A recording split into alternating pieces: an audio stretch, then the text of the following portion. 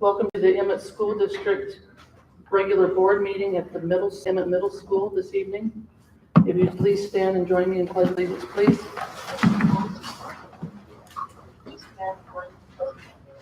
I pledge allegiance to the flag of the United States of America and to the republic for which it stands, one nation, under God, indivisible, with liberty and justice for all.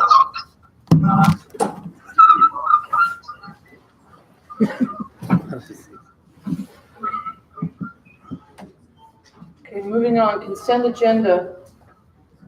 Madam Chair, I would like to make a motion to, Madam Chair, I need to make a motion to change the current agenda. Under action item H, I would like to move that particular item right behind action item B, as well as taking my name off of action item H and putting Coach Rich Hargett's name in there as the presenter. So H will be moved under B, and then Coach Hargett will do both of those. Yes. B in the next. Madam Chairman, B and C are the same items, really. Okay. So behind either one of them, I'm fine with. Just as long as, We can stick it in there, but we're going to come back to the C item. okay, Right. thank you. So why don't we go ahead and do the football equipment, then we can go talk about 3A, and then we can talk about the handbooks. Does that work, Mr. Rush? Board? Okay, anything else in that? Bill.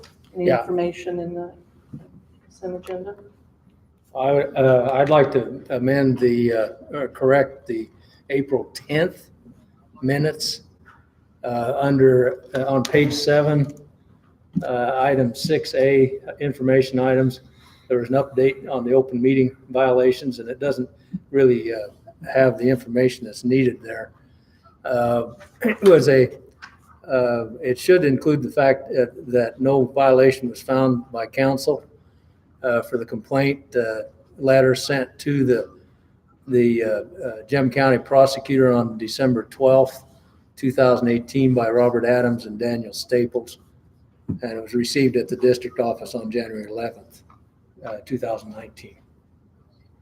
I will listen to that. I don't recall that in the conversation, so I might miss that. Well, I'm not sure that was all there, but it was about, we do need to get what the letter was, get the letter that it was about. How about if I put it in the minutes today that it was requested, that I'll look at it and see what I can do and try to adjust that one. Because if we didn't actually say it, then it wouldn't be in the minutes. And I don't remember all of that being in the actual meeting. Yeah. So I can go back and listen to that section and then maybe bring back those minutes next month and see if you guys like them that way. Does that work? Okay. And then maybe add this to this month's meeting notes. Yeah, I just would like to have it Okay. somewhere in the record of what letter we're talking about.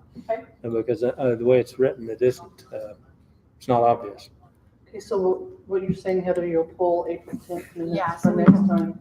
But what Mr. Hamilton just said will be in this month's minute. Yes, it will be. And then I'll review the minutes or the recording from last month and see if there's something I can add. And then I'll bring April 10th back for approval next month. So when you make the motion, just say minus the April 10th minutes Okay. when you approve them. Okay, thank you. Anything Madam else Chairman, over I move that we accept the amended agenda and approve the minutes except for the April 10th, and we'll check that later. Is there a second? Ronnie, second? Okay, all those in favor say aye. Aye. Terry, Carrie. Terry, can you hear? Yes, I said aye. Oh, you said He said aye, okay, I didn't know. I could turn the phone up if you don't have any background noise, but it's distracting on our end. Okay, Okay, thank you. Moving on. Yeah, that's fine. I'm listening to you on TV.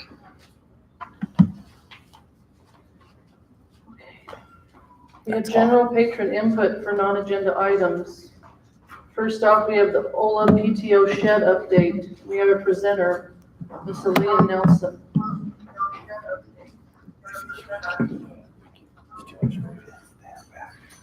It's got something about Thank you, Chair and Mr. Superintendent and school board members. We have a little slideshow just for you, and that will help lead us through our little information share today. Thank you for having us, and thank you for being here. We're glad to be at the Emmett Middle School. Okay, so that's our lovely spring picture. It's my favorite, springtime. Don't we all love beautiful flowers? Okay, you can go to the next slide. All right, so we just wanted to share you our totals of what the PTO and the community was able to do.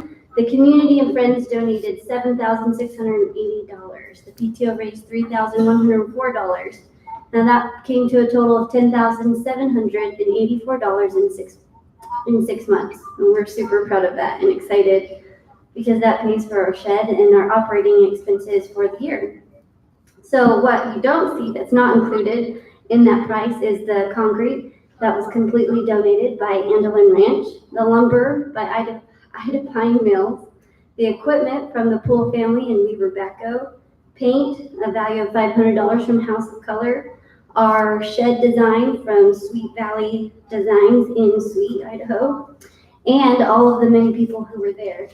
So we had about 45 people. There were young people, old people, school board members, principal, teachers, and the likes. We had 2 hours of tear down, 1 hour of cleanup, and a beautiful potluck. So if you guys like food, you just gotta come to Ola. We'll feed you. If you work. If you're just watching, we might have to send you on the road. Just kidding. We do want to thank all of those people and from the bottom of our hearts for the sacrifice and the time that you guys have spent with Ola and all the attention that you've given us, because we are kind of squeaky. We like you guys to pay attention to us.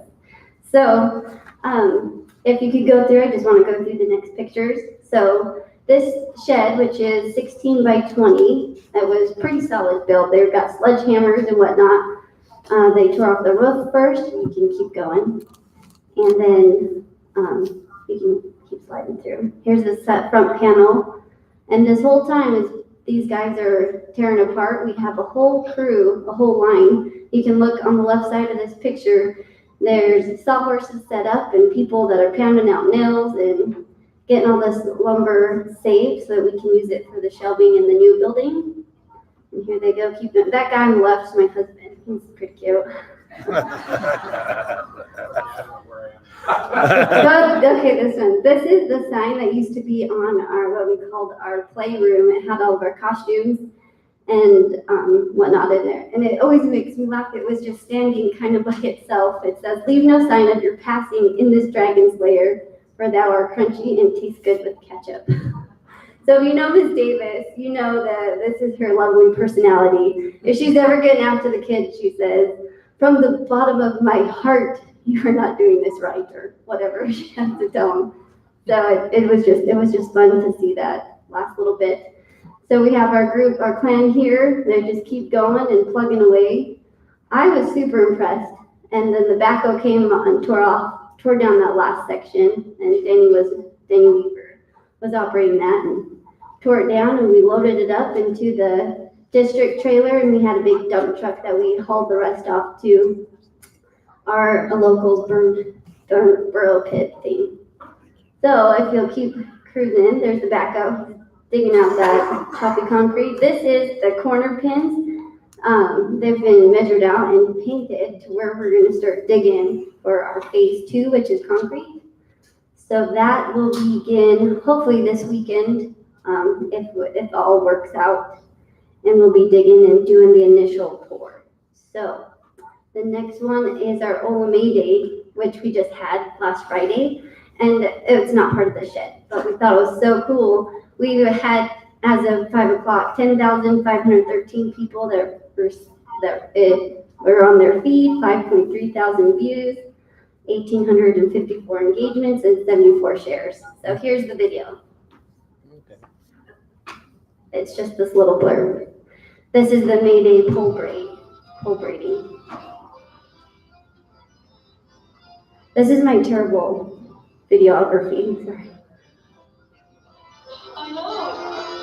It's really not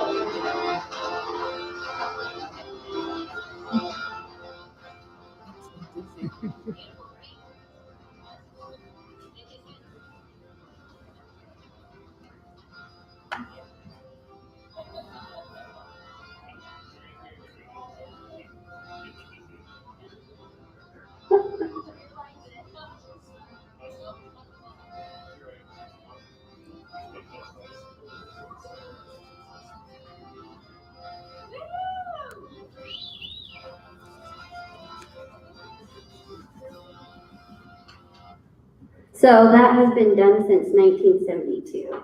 And that's a tradition that we love and want to share that with you guys. So thank you for listening to me and for watching our slideshow. We're super proud of everything our community has done and proud of all those people who have supported us and helped us along the way. So thank you. Thank you.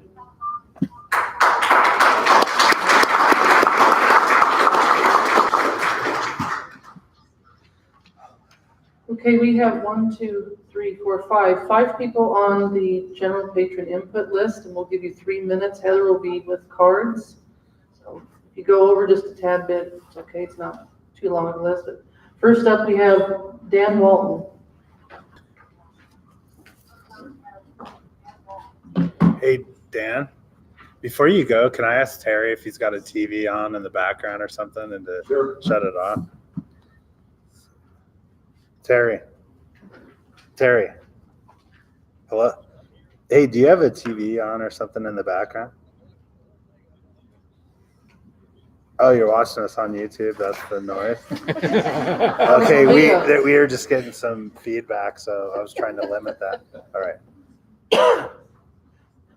Sound like Wheel of Fortune or There's a something. little bit of a delay is what it is. Okay. Are we okay? Yeah, go ahead, please. I'm Dan Wall, representing Jim County Farm Bureau. Appreciate the opportunity to talk to you as board members. A little over a year ago, one of our board members presented to the board on an open discussion that we continued down the road with the same committee doing the same thing towards a bond, but there's no way that we would support it. And this continued the same way with no, even though we put 2 of our board members attending those meetings, they maintained that nothing's changed. We look at see how much money we can get, and then we're going to build the bond to go there. And that's we're going to oppose that. We're going to oppose the fact that right now we don't have any faith in the ability of administration to manage our school system. For sure, not manage the buildings and the financial obligations to making sure these buildings are taken care of. We just want to go on record to let you know that there's some issues that we feel is splitting this community up, and we're not real tickled about the way they're going about. A committee that's ran strictly by the school versus the community committee that should be ran by the board, not by Mr. Rush, is not the way to get anything done in this county, and we're opposing the process. Thank you. Thank you. Next, we have Haas White.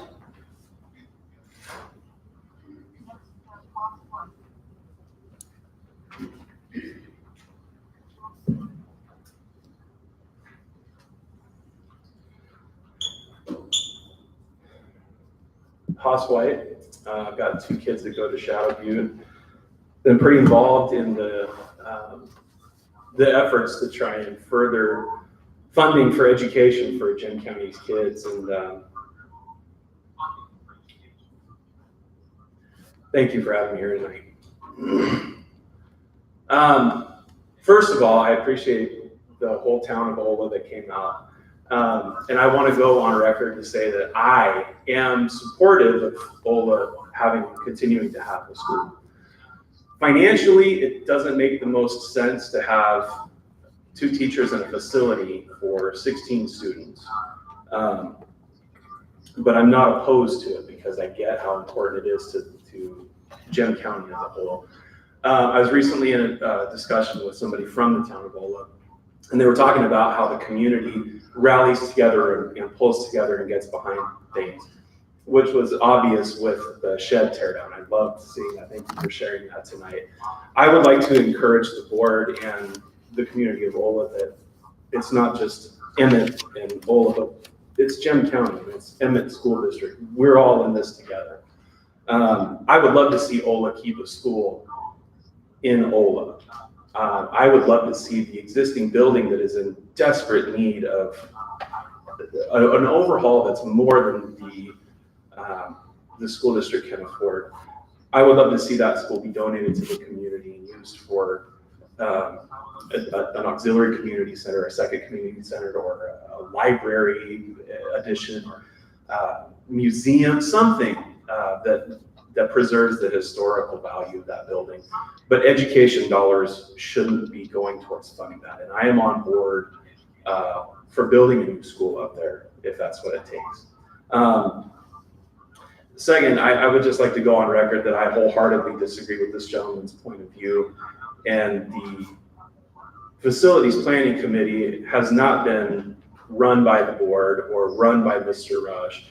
It's been a collaborative effort of a lot of people from all parts of this community with a vested interest in this community's future and with a vested interest in this community's children.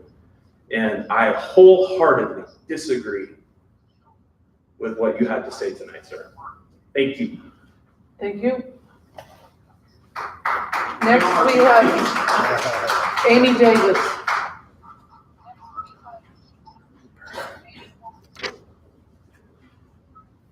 Madam Chair, Board, thank you.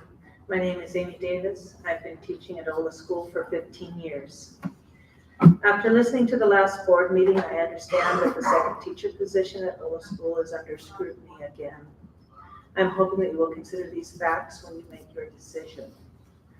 First, at the last June meeting, I brought the financial aspect of this situation to the board's attention. At that time, I was solely in charge of 7 grades, lesson plans for all subjects and all grades, not 1, but 7. I also supervised 5 staff, the volunteers, the breakfast and lunch program, all health issues, all behavioral issues.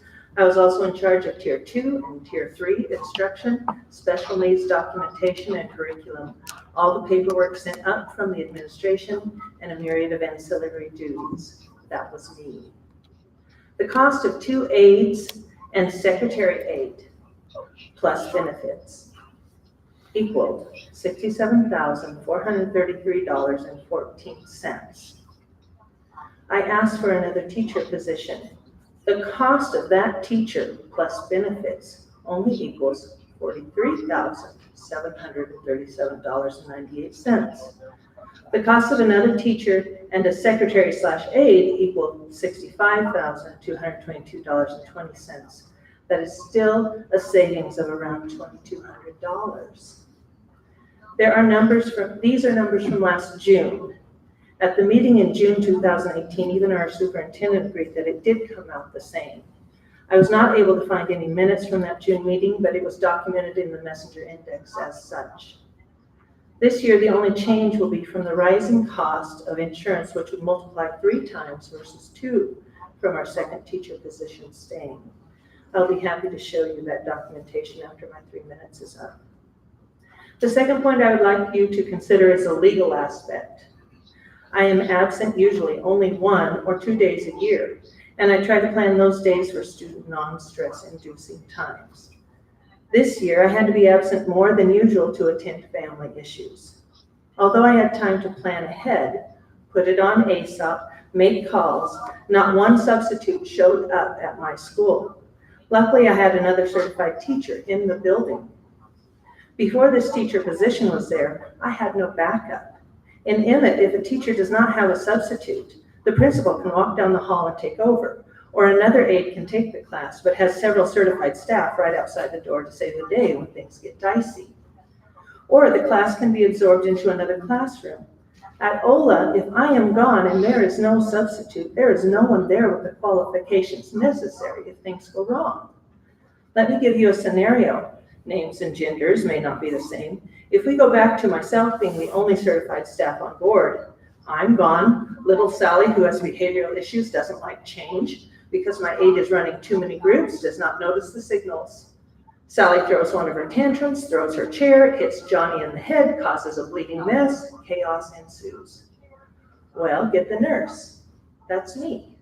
Get the person in charge. That's me. Get the principal, 1 hour away. Get the educational coach, 1 hour away. Call mom. Now we have a problem. My principal has never come to fill my absence. My educational coach has never come to fill my absence. There's not one person available in the community who has their certification to avert or control a crisis. That, plain and simple, is a legal crisis. Education looks different in Ola. We're different, not wrong. In conclusion, whether I have 16, 26, 36 students at Ola School, it will still cost more to have the aides under my direction than it will to have a second teacher and 1 secretary aide. It seems to me that regarding the current issues this district is facing, it makes simple common sense that we keep the second teacher position at Ola, not only in the financial sense, but also in the legal sense. Thank you. Thank you.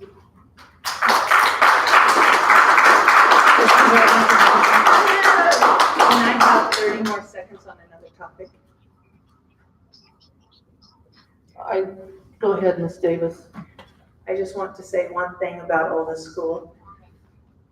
We have an amazing technology department in this district who supports me in ways that you would not believe. I have so many different grants that I get. I have so many different grants that I get. I believe my passion is to bring Ola into the new century. We have drones, we have robots, we have EvoBots. We have all kinds of new technology. I have new reading programs. And every time, all I have to do is call the technology department down here. And they are on board and helping me. They are extremely supportive. So I want everybody to realize kudos to Ken Loftus and his minions for always being there for Ola. Thank you. Well, we'll talk about that in the next grant. Thank you. Next up, we have Nicole Stafford.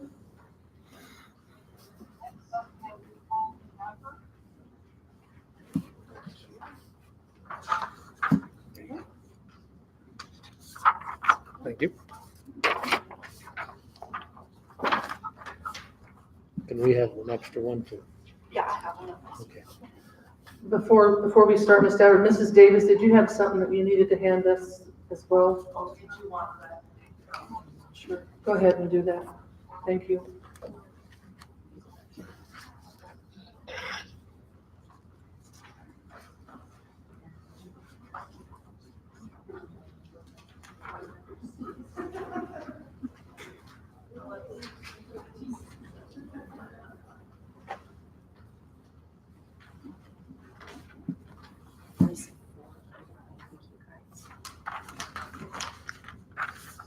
You can make a copy for Terry. Thank you. Okay, Ms. Stafford, go ahead. Hi everyone, my name is Nicole Stafford. I'm a graduating senior at Emmett High School. And I'm 18 years old, but I've also been in 4-H for 11 years.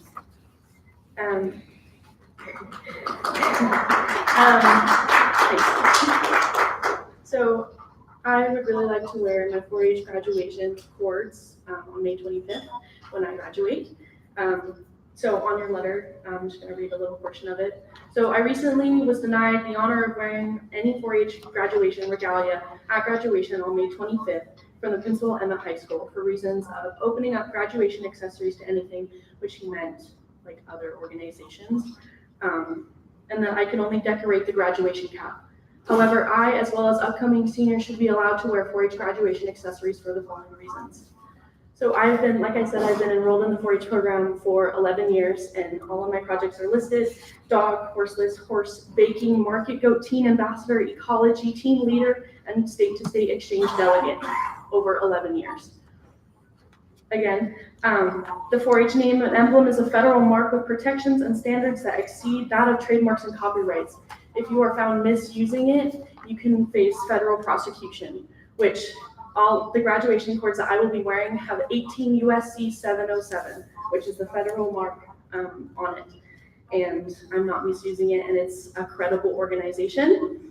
Moving on, for some, 4-H is a student's only extracurricular activity. I do not do sports, NHS, or any other club besides biology club. Now, the difference between a high school club and a lifelong organization is the dedication, passion, and thousands of hours put into each year as a 4-H member. In biology club, you have to have 60 to 40 hours to receive graduation cords.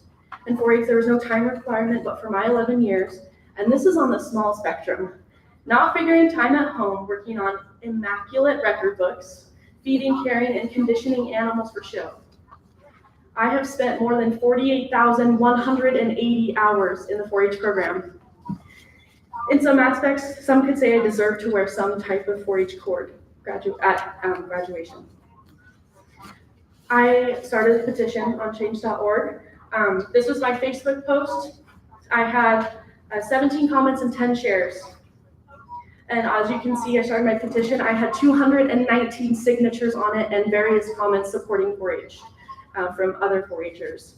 This is a 4-H skills wheel. There are 35 skills on them that will help me in my adult life. I can present to you all 35 of them tonight if we had time. And then just a side note, I called every school around us, and a lot of them said no, but the fact that Black Canyon said yes, and they're not an alternative school anymore. My brother went there, and they said I could wear them. I was one of their students, and I asked them, can I wear my graduation cords? And they said yes. And then also 4-Hers are valuable, and they should be recognized, because one day 4-Hers will be in your seats.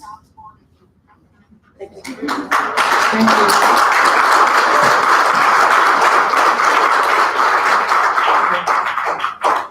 Thank you. Next, we have Lynn Crabtree.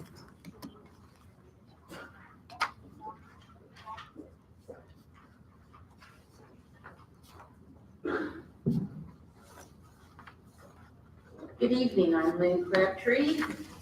I will speak extemporaneously because I had not planned to speak tonight. I have no children in the Emmett School District. I live in Emmett. I am a strong supporter of education. I come from an educating family. Dad, grandfather, great aunt, they're all educators. So my question is, you won't be able to answer it tonight, but I can come to the office by Tuesday of next week. You should be able to answer my question. What are the dollar amounts per square foot allowed for per year for maintenance on a building? How many dollars for maintenance have we been spending at the Ola School for the last 5, 10, 15, 20, 25 years? What have we been spending there? We have become a society of throwaways. We throw away our pens, go buy a new one, throw away our kid, go get another one, whatever suits your fancy. We can't throw away our history.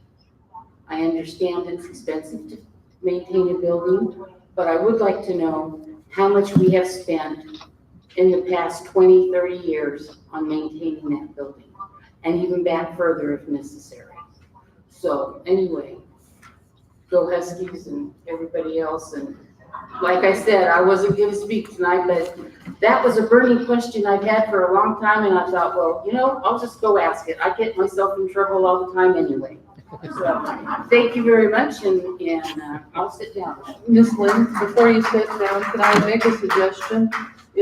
Write an email with all your questions and send it to the board and Mr. Rush. And I'll get my answer by Tuesday, right? Because it shouldn't be difficult. Well, I've been emailing everybody all day long, so I can go just add that one to it tonight. Thank you.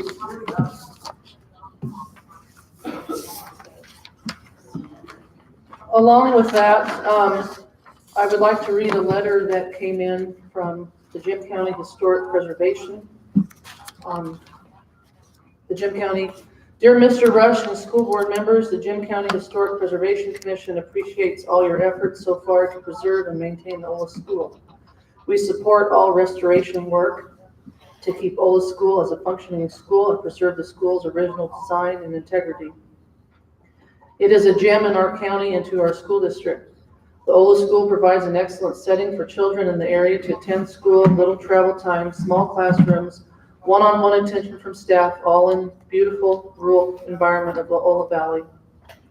The long-time history of the Ola School gives the kids in the community a sense of continuity. Generations of farms and ranch kids have attended the school. It's built strong and has preserved many seasons of long, harsh winters. The playground is designed to fit the active style of kids who don't live in town and around cement. The community is also proud to have another old school, the Jackknife School building attached to the Ola School.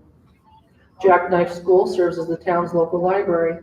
Included there are many photo albums of community members from the past open to the public. The Ola School has annual activities that the children put on for their parents, relatives, and neighbors, including the May Day Festival, Christmas shows, and others. Everyone looks forward to these events every year.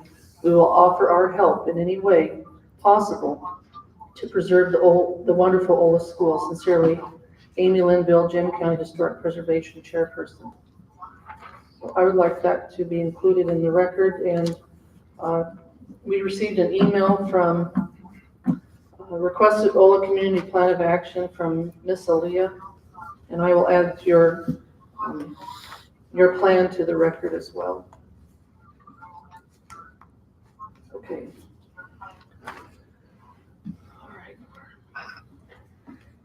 All right, moving on. Guest informational items, GCA report.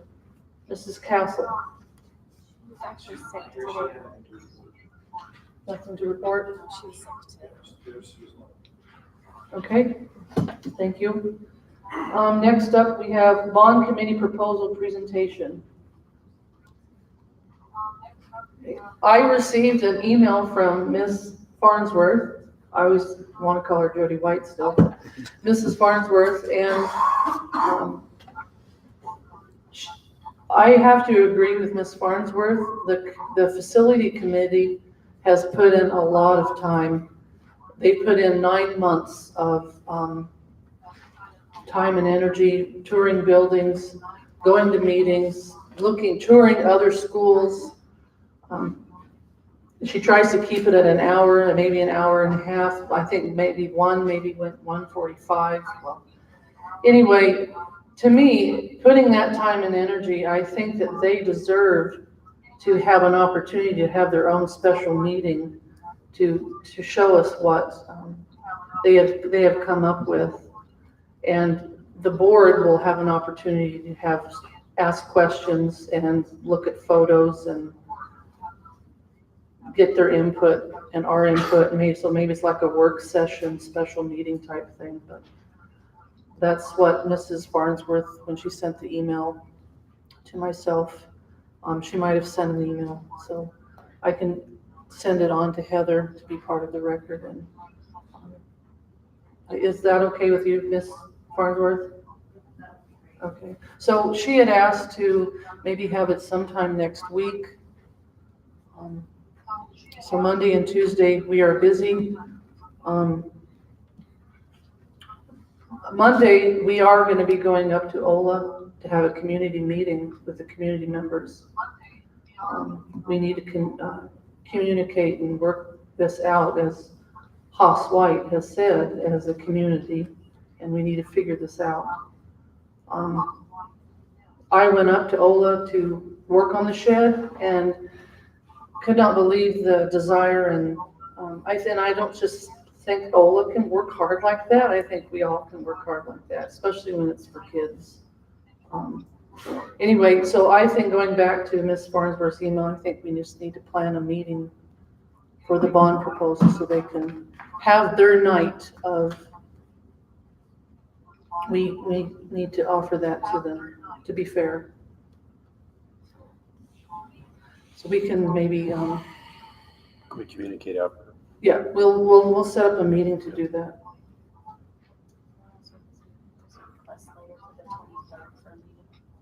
Yes, okay. Okay, on C, gathering information on proposal for bond. Yeah. Okay. Okay, we'll postpone that. B and C will run together for the special night of the bond proposal. Okay. Next, we have graduations.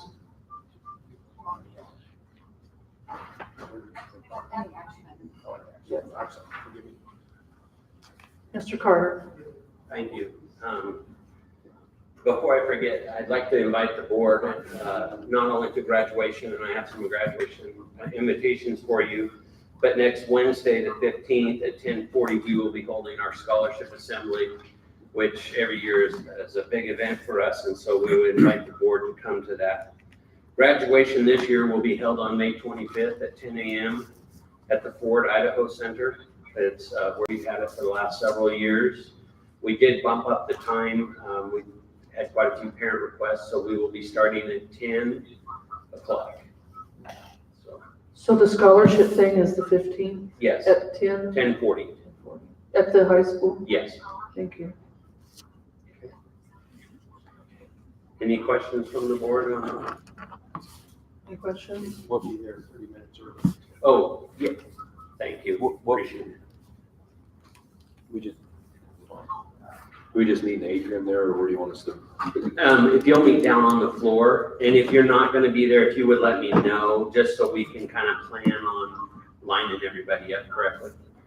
Mr. Emmett? Unfortunately, I'm not going to be there because I'll be in Parma doing the same thing with my granddaughter. You gotta make choices. Yeah, I know. Anyway, she's graduating the same day, and actually has an awards banquet the same day as you do too. Okay. So, I apologize. okay. I still have an invitation for you, but I appreciate you letting me know that. Yeah. Any other board members that don't think they'll be there? And I'll reach out to Mr. Jones and Mr. Teeter and connect with them also. But I do have some invitations that the ASB kids wanted me. They were going to try and be here, but you guys are moving quicker than they expected. And I apologize, a couple of them. Thank you.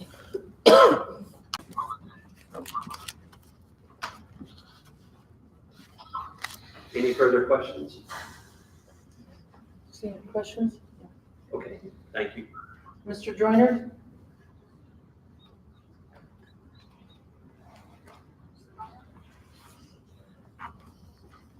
I would like to invite all the board members to our graduation, Black Canyon High School's graduation, which will be here on May 31st at 7 p.m. In the auditorium? Yes, ma'am.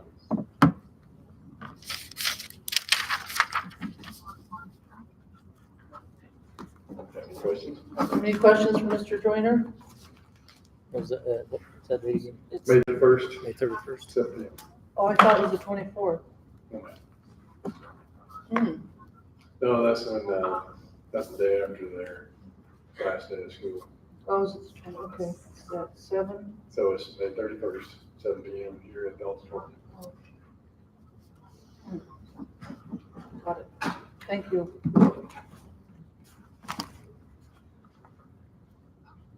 Okay, moving on, we have budget items. Bills. Mr. Jenkins is substituting for Mr. Teeter today. See, yeah, I was able to go in this afternoon, and I met with Crystal Vaughn and went through all the bills. It was in a very orderly fashion, and everything checked out fine. Does anybody have any questions over the bills? I did not. Yeah, I had a question on the first page there. It's, progress. We're paying for emotional poverty. I'm just kind of curious what that means. Let me find where we're at. Very first page of the invoices. Oh, over there. Yeah, I'm gonna find it here.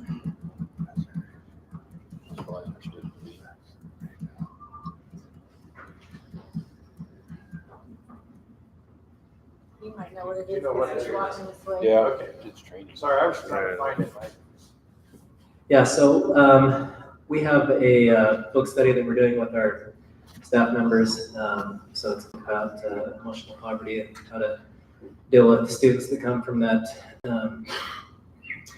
dynamic. And it's being paid for through the Gear Up grant that Mrs. Becky Webb does for us through the credits are coming through NNU.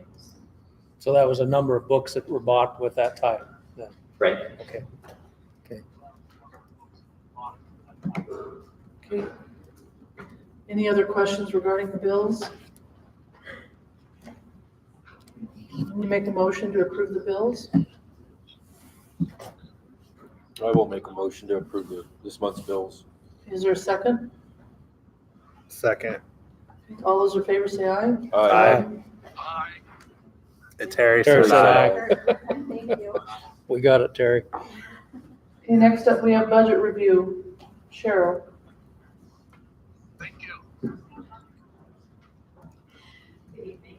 I included the budget in your packet this month, and I just didn't have a lot to talk about, but I did wonder if you had any questions on anything I made notes on.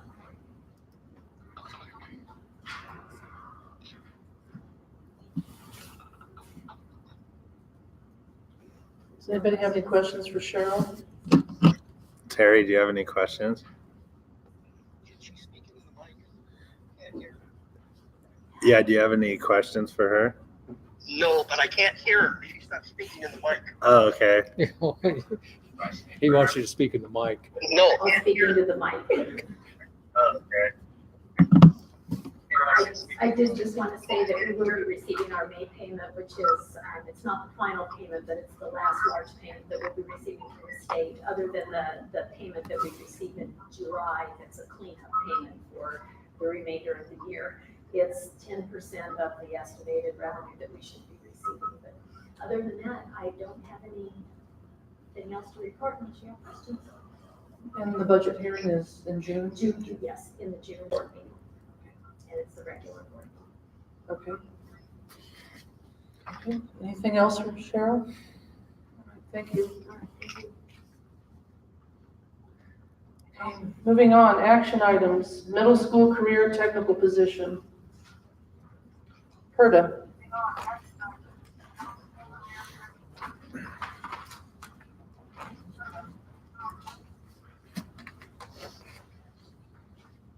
Members of the board, pleasure to be here. I'm Stephen Thane, the chairman of PERDA.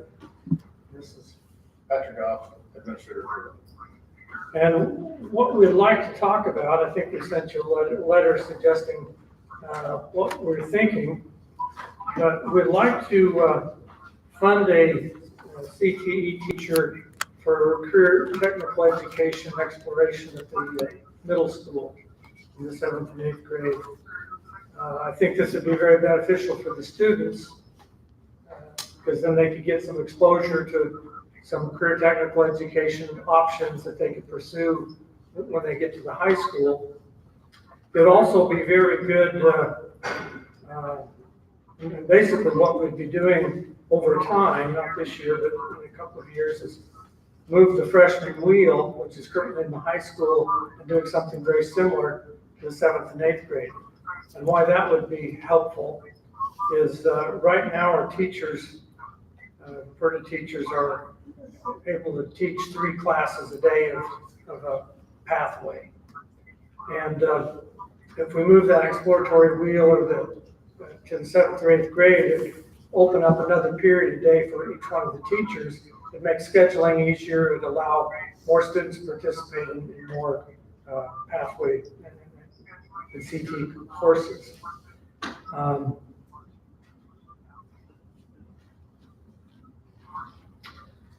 as far as, so the reason that we feel like that as a PERDA that would be beneficial, we'd be willing to pay for a teacher is for those reasons. It would actually make our teachers at the high school level be able to teach more classes where their expertise really lies. As far as how that would impact the funding of the Emmett School District, PERDA would provide the teacher, but there'd be no impact on attendance. All the attendance would still be part of the Emmett School District. We wouldn't claim, PERDA wouldn't claim any of the attendance. So we'd just be basically paying for a teacher position. Some of the concerns that might be out there, or some things we need to talk about, opportunities for collaboration would be on what the curriculum would look like. Would we use some of the things from IDLA, which they've been putting together? Would we use some of the curriculum from Freshman Wheel that the teachers have been using the last year or two?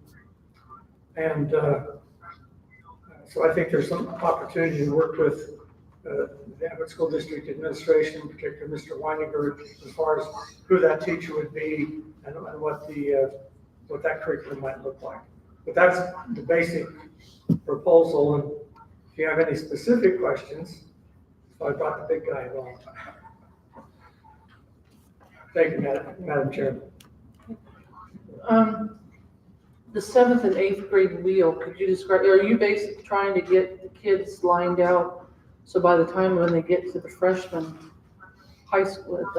year at the high school, they already know kind of what they want to go, and then they just take off from there? Yeah, it's like an exploratory. Middle school's been doing this a long time, and they have exploratory in different venues. Music, wave one, choir be another. But then there's also career tech, so you can have your business classes, engineering, HVAC, any of these other ones that they can explore a wide range of different things, as well as working with CIS, their career information system in Idaho, that they can find and do interest inventories to what interests them the best and where they'd be the most productive for themselves, what interests them. So if you like to work outdoors, you might be in forestry or ag or something like that. If you're an introvert, just want to be, like technology, then you're going to be a coder, somebody programming, whatever it might be. And that's where the interest comes in, is to give them a better start. So when they do hit that freshman year, they have a little bit better understanding, and they're not jumping back and forth from path to path. They're actually able to become a completer, which I'm glad to say that we're up to 79 completers this year from last year's 60. So we're getting there, but I think it would actually benefit us better if we had that second period back to be able to get all these kids through those programs. Just follow up on that a little bit. So this, if you were to choose to do this year we still have the freshman wheel. I think that's what's still planned. But in the future, the idea is to phase out that freshman wheel and do what's happening in the freshman wheel in the 7th and 8th grade. So there'd be no lag, if that makes sense. Nobody would be left behind. Every grade would be represented. So it wouldn't be this coming fall? Right. It'd be the next? We would continue the freshman wheel this fall, but then if we were able to do the 8th grade or 7th, 8th grade this next year in tandem with it, in the following year, we could drop that freshman wheel and everything would go straight to 7th, 8th. So you are wanting to start it this year in the 8th grade? Correct. We got a letter from the Mr. Rush with some concerns. Did you get that letter? Yes, sir.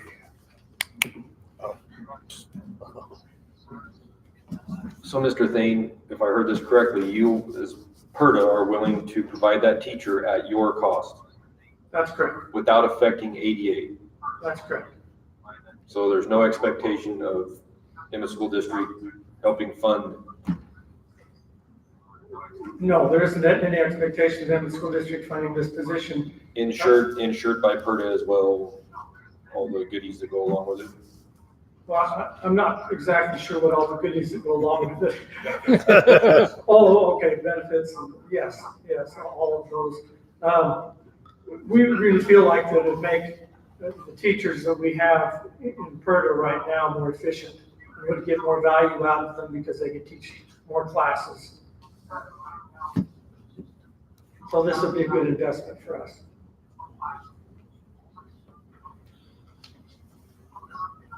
Do you have a question, Mr. Hamilton? Well, I guess my question is are you wanting a decision tonight or in the near future? When do you have to have a decision? As soon as possible. I don't think tonight is. I mean, I think we need some, to iron some things out.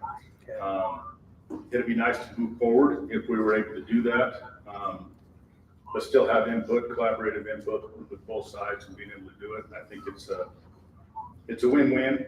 We're able to, feed the program at the high school level.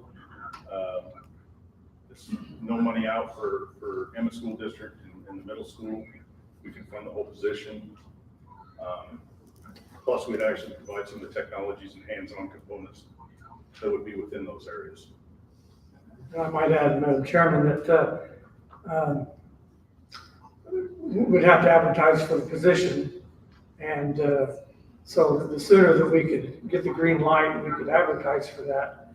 And then, but there are some, so the sooner that we can advertise for the position and start planning for that, you have more applicants the earlier you do it. There are some things we would need to hammer out as far as what the curriculum would look like, which we could do after we hired the person. But I think it would be wise if the Emmett School District would consider moving ahead on this proposal, that one of the Emmett School District administrators, maybe Mr. Weiniger, who's the principal of the middle school, could sit in on the hiring and interviews. So some of those things that we would need to figure out the exact details, but yeah, the sooner that we kind of get a green light, the more likely we'd be successful this fall.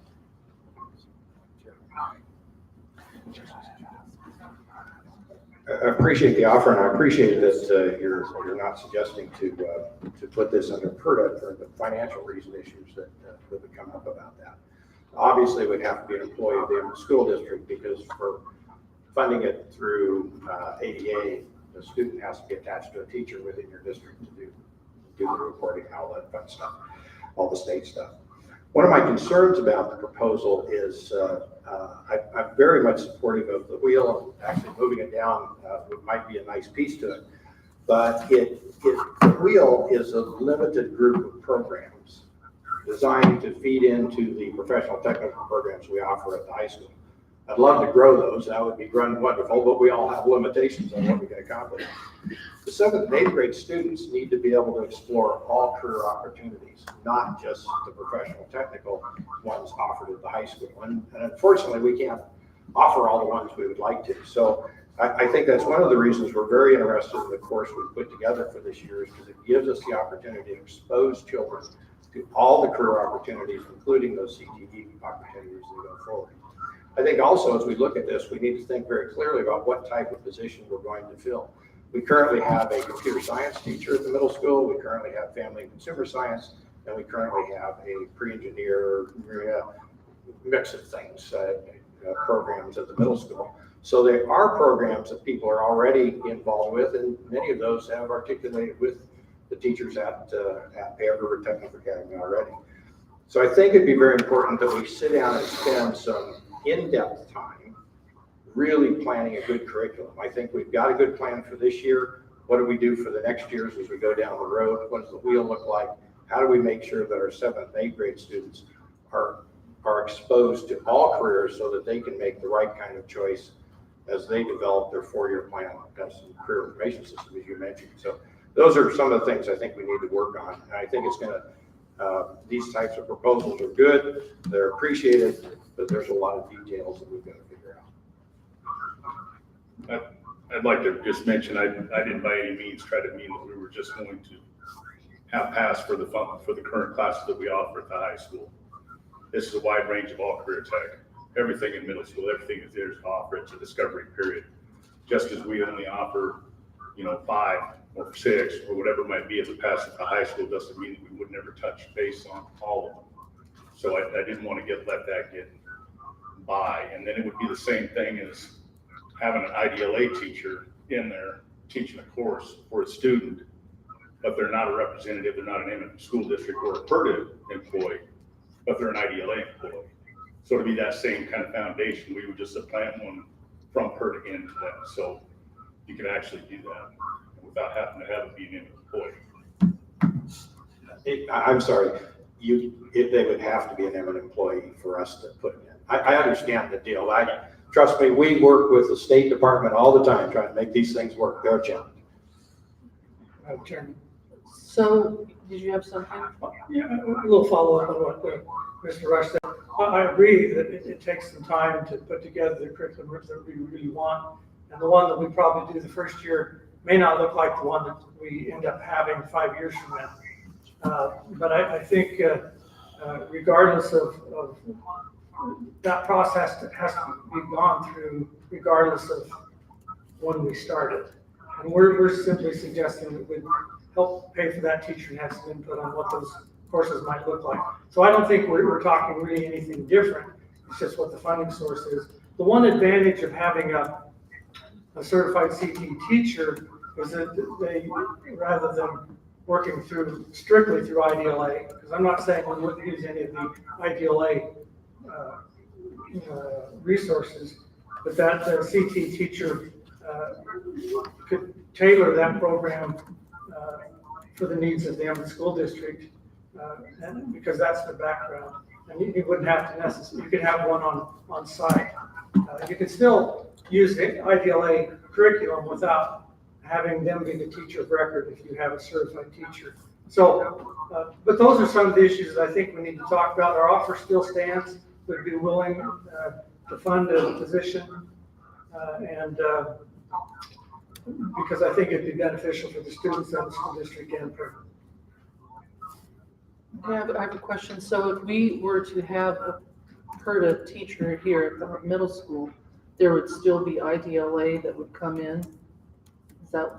Would it be working that way? I think we'd have to work out a curriculum, so we'd have to do. Yeah. I will tell you, one of the teachers that teaches on IDLA in this course happens to be Patty.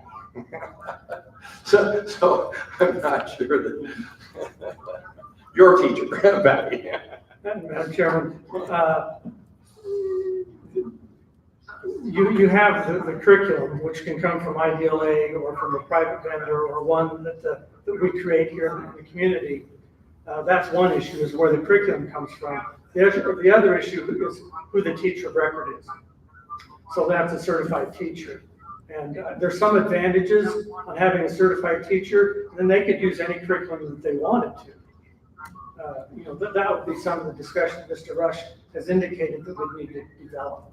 And I think it's a great idea. It's just specifically how we move ahead with it. Any other questions? I'd like to see us get moving ahead on this sooner rather than later. I would do we need to get do we need to do some sort of a meeting between the PERDA and the middle school or superintendent or whatever to try and get something worked out here? I believe that's correct. This is basically if you're tentative green light, administrators need to get together and see what we can come up with. Well, that seems like this is something that we really need to pursue. Career Tech is offering us some needed help here as far as the district is concerned, and I think the kids are. This is one of the things that Career Tech is really an option that needs to be available, and if they don't know it's available, it's not available. And that's. Madam Chairman, I'd really like to pick up on Mr. Rush's point that the students in the 7th and 8th grade need to be exposed to a lot more career paths than what PERDA is limited to. And and this would be an opportunity to do that. With the bill that's passed this legislative session, the students really have a lot more options to go down individual career paths because they have an access to some funds. They can use some of their advanced opportunities funds for HVAC or electrical apprentice or phlebotomy, or there's a whole list of things that they could do, but they need to have some idea that those options are available to them. And that's, I think, one reason that a certified teacher, I think, would be preferable because they understand the landscape better than maybe someone who was an aide, unless that aide was quite schooled in some of the options out there. Jefferson, Ronnie, do you have anything? Is there, what's desirable between PERTA administration and Emmett Middle School administration to move this forward? What does that timeline and timetable look like? Well, Trustee Jenkins, I think it really is to call them in school district board administrators what time frame you want to put on it. The options is on the table. You're the one that are basically going to say. I know May is very difficult, but I would think if you're going to advertise and get some quality applicants, you need to decide fairly soon that at least you're going to do it, and what the program looks like could be determined during the summer. Any more questions, Jefferson? Thank you for the opportunity. Thank you. Side note, I just wanted to mention that we are paying our check that we need to pay for this year. So just to say that we didn't forget, it is there and we feel right for her. Yeah, for her, not me. She's already got spent. Not going to give it to Ken. Yes, ma'am. Madam Chair, if I might address Superintendent Rush. What can we do to get this going? Well, I'd be happy to facilitate a meeting and set it up as soon as we can. May is a tough month for our principals until we can get through the evaluations, all those done from that perspective. So it'd probably be closer to the end of May to begin developing it. We have a course and a plan for this year, and I think we wanted to simply build on that course and plan and then look at what we can do out in the future for the changes as we go forward. Certification's an interesting issue. We'd need to look at that and see what options are available to us there. I think maybe looking at what courses we currently offer and what courses we may want to offer in the future to be a part of that process. There's a lot of questions, but because we already have a computer course, you may not want to hire another computer teacher. You may want to look and say, are there some other areas that we expand on? So I would be happy to put together a meeting and start moving down this road.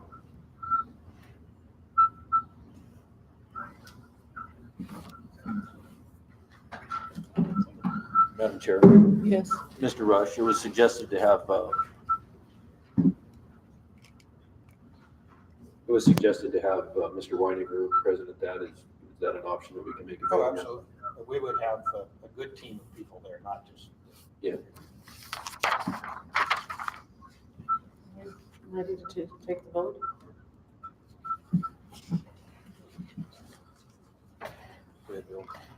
Well, Madam Chair, Or do you want to?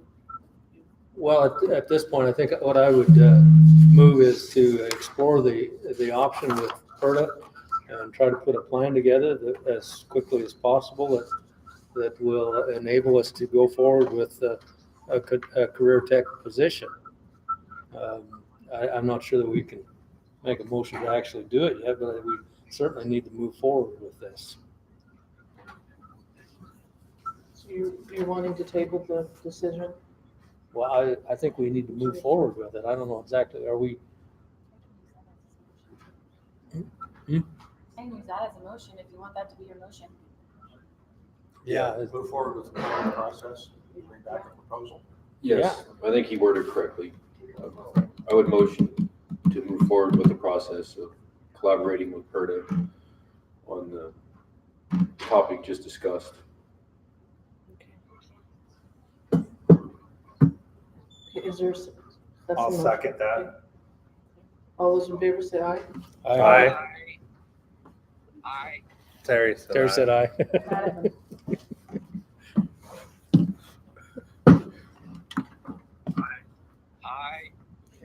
We got you, Terry. It's the video. Okay, approval or denial of high school football use of equipment during summer programs. Coach Hargett.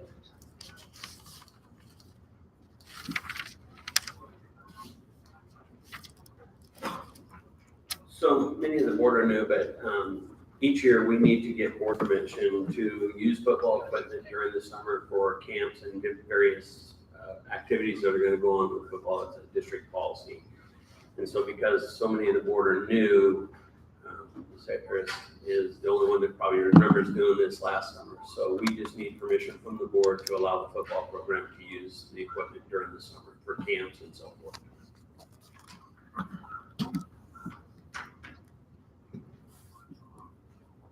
Madam Chair, I'd make a motion to move forward with allowing them to use the equipment to use for our own personal camps within our district. Okay. Is there a second? I'll second it. All those in favor say aye. Aye. Okay, thank you. Follow through, I didn't hear him in the back. Terry, did you vote?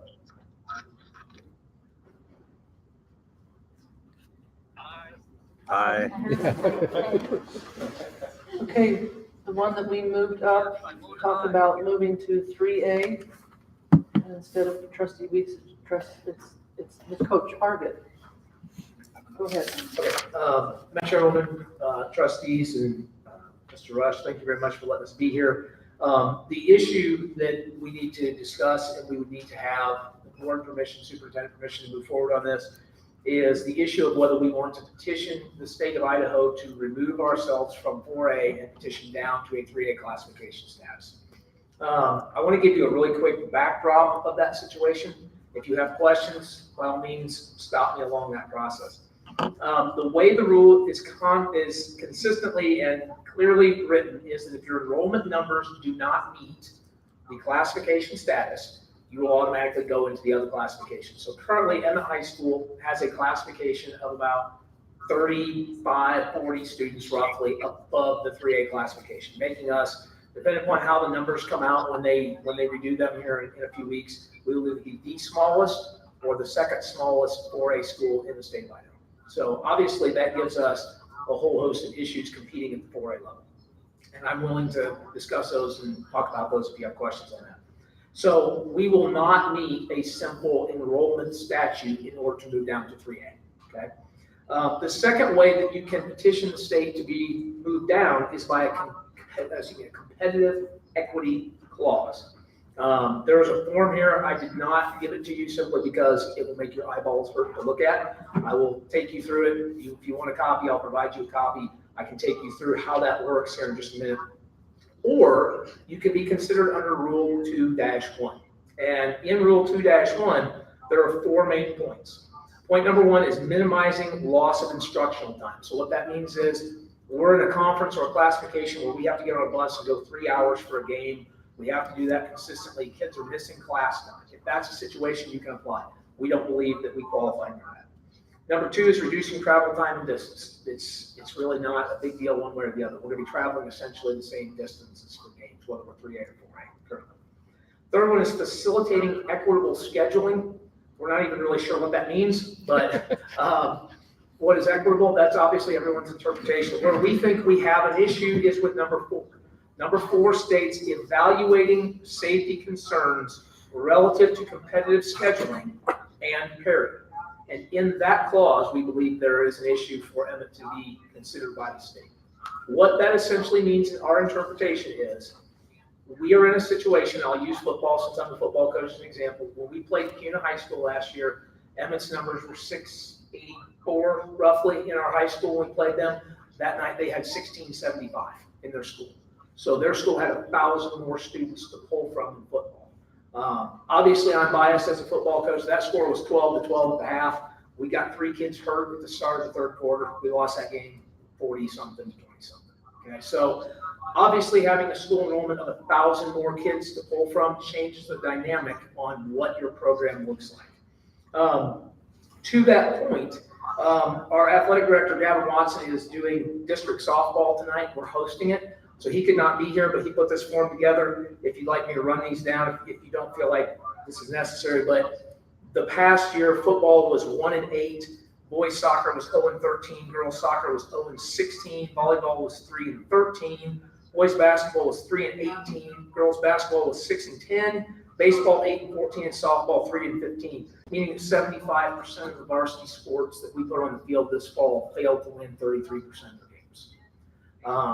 What the state has done is they have created an equity form that says if 75% or more of your varsity sports fail to win 1/3 of their games, you qualify under the equity standard. With the closing of the spring season, we are right at that number. We are at 75%. Now, the state of Idaho, in their infinite wisdom, has already told us that they intend to change that formula. So we don't know what that number will look like. It could come back and it could be 75%, 33% wins or less. It could change. The way other schools that we're playing right now that have 5A numbers that are in 4A playing us as conference games worked is they were able to fill out this equity form. They did not meet the requirements, and then they were allowed to still come to 4A, which takes me to my next point. Rule 2-3-2 states there are 2 ways you can be removed from your current classification. Number 1, you can receive a simple majority vote from all voting superintendents of the classification in which the school wishes to be placed. So in other words, there would be a vote. All of the 3A superintendents would have a vote. If we won the majority vote on that, we would automatically be dropped down to 3A. That is a crapshoot, to be quite honest. We don't know. We don't know how everyone else's 3A superintendents are going to vote. We don't feel, Mr. Carter, myself, Coach Watson, probably Mr. Rush could attest to this in his opinion on that. We don't believe that we're going to be met with enthusiasm going back to 3A. So we assume we would lose that. Okay, that is an assumption, not a fact. Or under 2-3-2, the second way is you can complete and submit the competitive equity form, which must be approved by the IHSAA Board of Directors. We believe that's where we have a chance.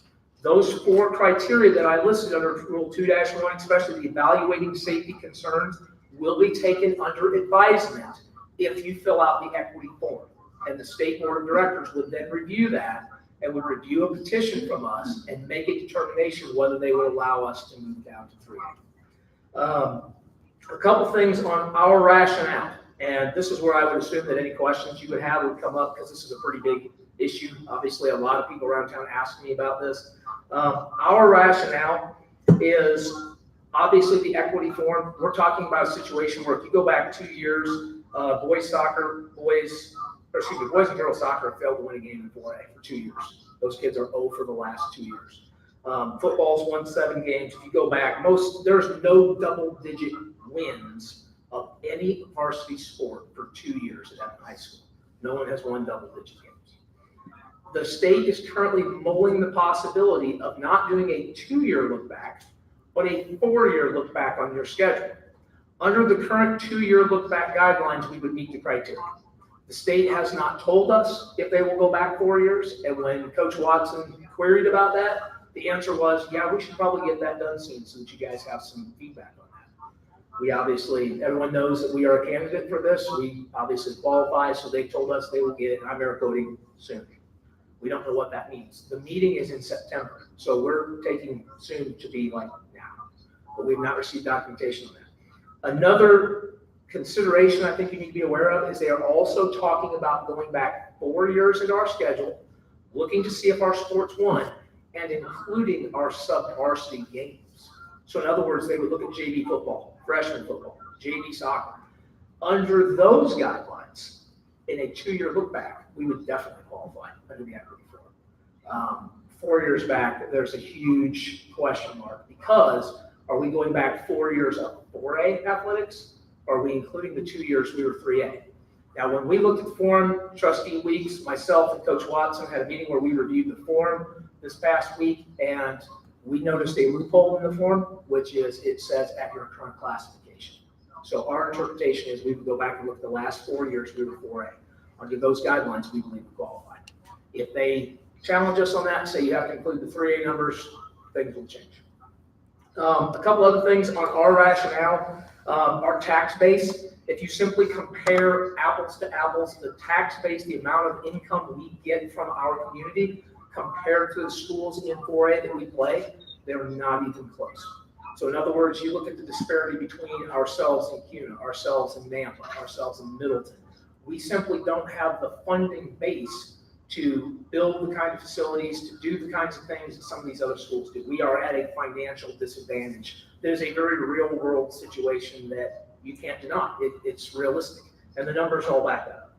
And the final thing is facilities. Obviously, we are playing teams right now that have turf fields. We are playing people right now that have 2 and 3 gymnasiums to practice their basketball teams in. We're playing people who have specific designated wrestling areas that we don't have. There's a significant facility detriment that Emmett faces. Those situations are not going to go away anytime soon. They're things that obviously would have to be addressed as a future conversation, but they're not things that we can immediately address in the next 6 months to 8 months, that sort of thing, as our kids continue to compete in these events. So I think that's something that this board really needs to take into consideration and really kind of mull that situation over and look at where we stand right now. A couple other things that you can consider. You're obviously talking about our current schedule outside of Jerome, which is a non-conference game. We were assigned by the SIC 4A. We did not select that game. Our current conference is all down in the valley. So in the valley, obviously, volleyball has club sports. Those kids have opportunities to go club sports. We do here, but obviously not to the same level those kids do. They're choosing between 5, 6, 7 teams. Baseball, wood bat leagues, all those sorts of things. There's a lot of other opportunities those kids have that because of our distance from the valley, mom and dad are going to have to pay a lot of extra money to send their kids to those things.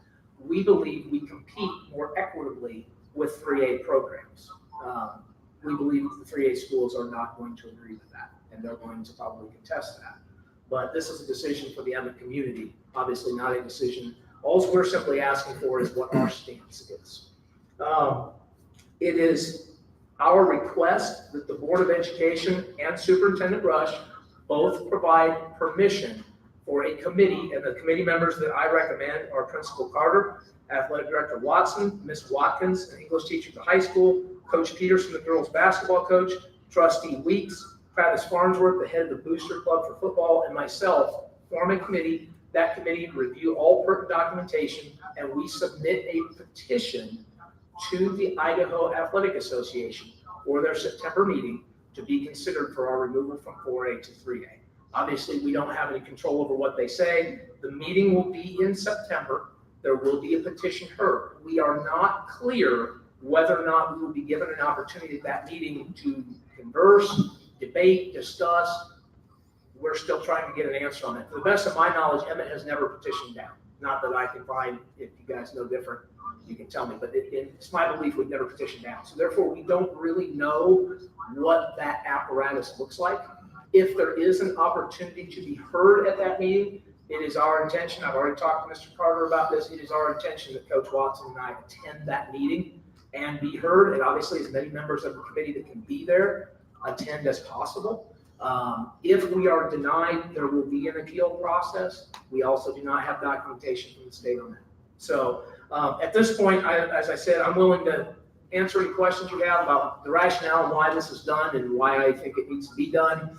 All we're asking for from this board is a simple approval, an action item approval, that we are allowed to form that committee and go forward with the petition and submit it to the state. And then I would come back at a later date and obviously inform you what their answer was and what that answer was.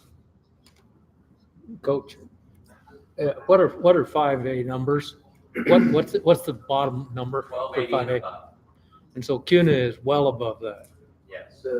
The current schedule we play features Columbia, who I'm not going to get into an open meeting why they're actually 4A, but there's some debate on whether they are 4A or 5A. Last time we saw their numbers, they were 5A. Nampa was 5A. CUNA was 5A. Middleton's numbers are very close to 5A. Ridgeview's numbers are very close to 5A. This fall, we will have to play 4A football. We will have to play 4A volleyball all the way through the season, regardless of what the state says. We're probably looking at a situation where about half of our schedule in district play is against teams with 5A numbers. This competitive equity form, this is new. This is only the second time this has ever been in place. Before, it had to be approved by all the superintendents of the league you were participating to go to. Honestly, in my 10 years, I'm sure there may be some examples where they approve something like that, but I think they're very small schools. I've never heard of a 3, 4, or 5A school that's ever been approved to go down by those superintendents. So the equity deal was new. The last time we looked into it, and we were told there's no way we're gonna approve you to do that. Well, since then though, like our numbers say, our win-losses have not been good. Well, I guess I'm coming back to, how is it that those 5A schools are playing 4A ball? If you figured that out, I'd love to know that, because I can't get a clear answer on that. Okay. And I think the simple answer is, as Mr. Carter said, it was the first year they allowed it, and the assumption was that a school like CUNA could apply, but no one in their right mind would let them come down and play a school the size of Emmett. They simply asked. They asked, and it was granted. Columbia, Napa, and them, they met the equity. At 5A, I don't think, for example, Columbia won a game in 2.5 or 3 years in football. They're based, they hadn't had a team that qualified for state in 2.5 years or 3 years. So I know that there were some of the schools, I can't answer CUNA's, I don't know. Yeah.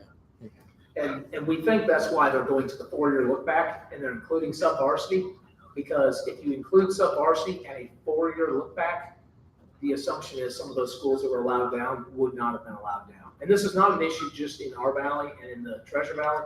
This is an issue across Idaho. There are several schools in the east did this, and there's a lot of very unhappy people right now across the state of Idaho who feel like they were cheated.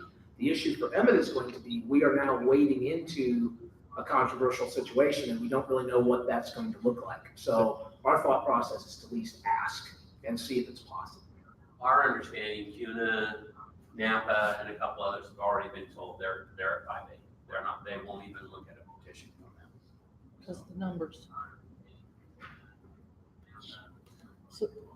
So in if we go down to 3A, if we go down to 3A, you'll be Payette. We go back to the old SRB league, yes. Yeah, we would ask for that. Fayette, Parma, Homedale, Fruitland, Weiser. And then we would have, for football, we would have to schedule non-conference games for those others. Madam Chair, I'd make a motion that we. I think Wayne has something to say. Go ahead and make your motion. I'm going to suggest 2 motions, so go ahead. I'd make a motion that we permit Coach Hargett to form this committee to petition the state to move down to 3A for our all high school athletics. Is there a second? I'll second it. No more discussion? All those in favor say aye. Aye. Aye. I second it. The second motion I would suggest. He seconded it. Oh, I'm sorry. Oh, he seconded Terry it? seconded. Okay. The second motion I would suggest the board makes is that you go on record of supporting moving down to 3A, not just creating the committee, so that when filling out the application, they can say on this date, the board approved the resolution to support moving down to 3A, just to strengthen our application. We would ask for a letter. Yeah, I think if you made the motion tonight, then we could write the letter and just move forward with it. So, Madam Chair, I would motion for us as a board to verbally give a vote of confidence to Coach Hargett with a letter supporting that to move down to the 3A classification. Is there a second? You want to reword it? I'll second it. Any other discussion? All those in favor say aye. Aye. Thank you. Thank you very much. Thank you. Okay, moving on.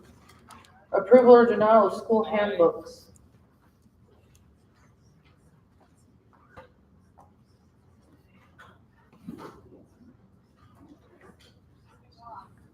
First, we'll have the EHS handbook.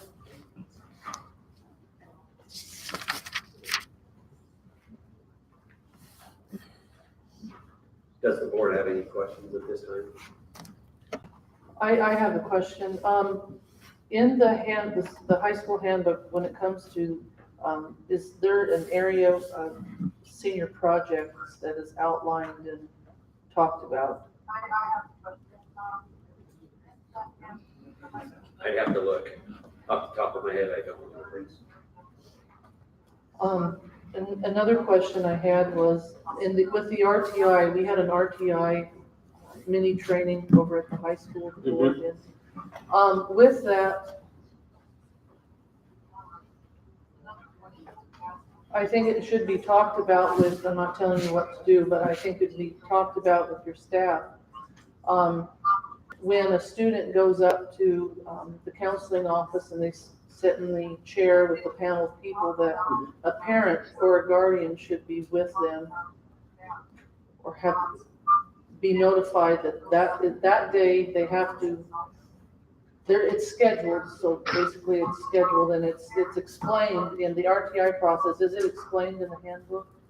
That will actually go into our teacher's handbook, that about the RTI process. Okay, so there's two handbooks. Well, there's a staff handbook that we give to teachers at the beginning of the year that talks about all the different processes and so forth, and that will be added to that process. If I'm hearing you correctly, we don't always know who we're going to call up on RTI.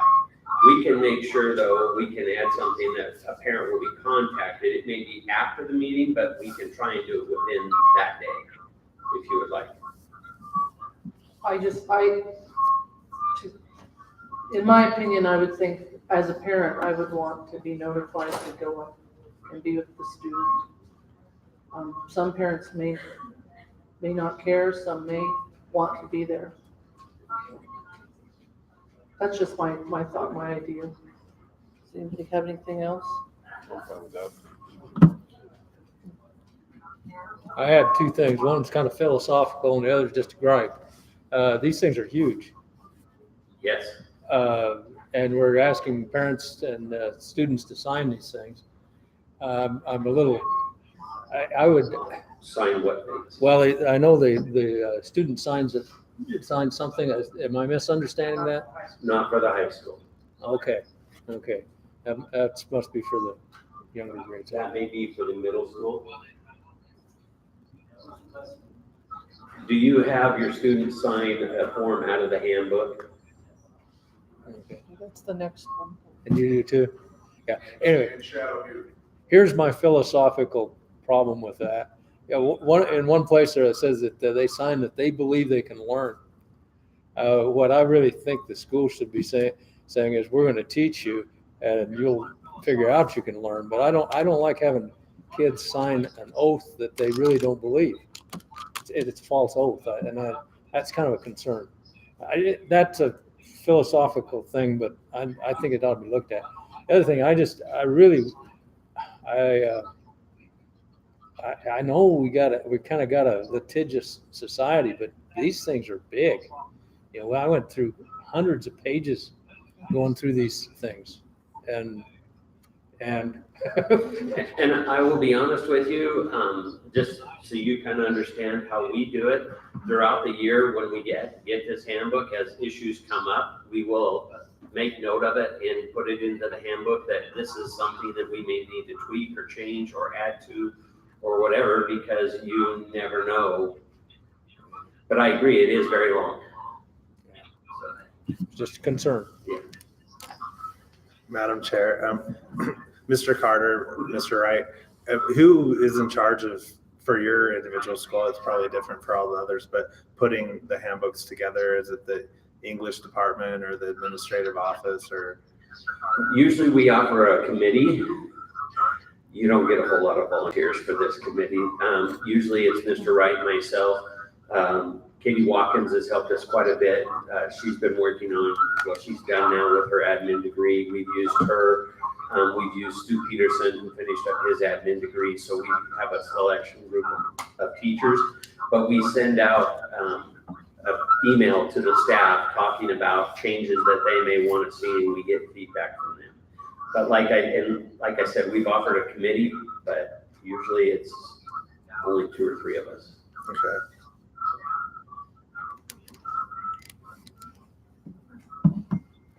Any more questions, concerns, comments? I can answer that first question you asked about. Yes.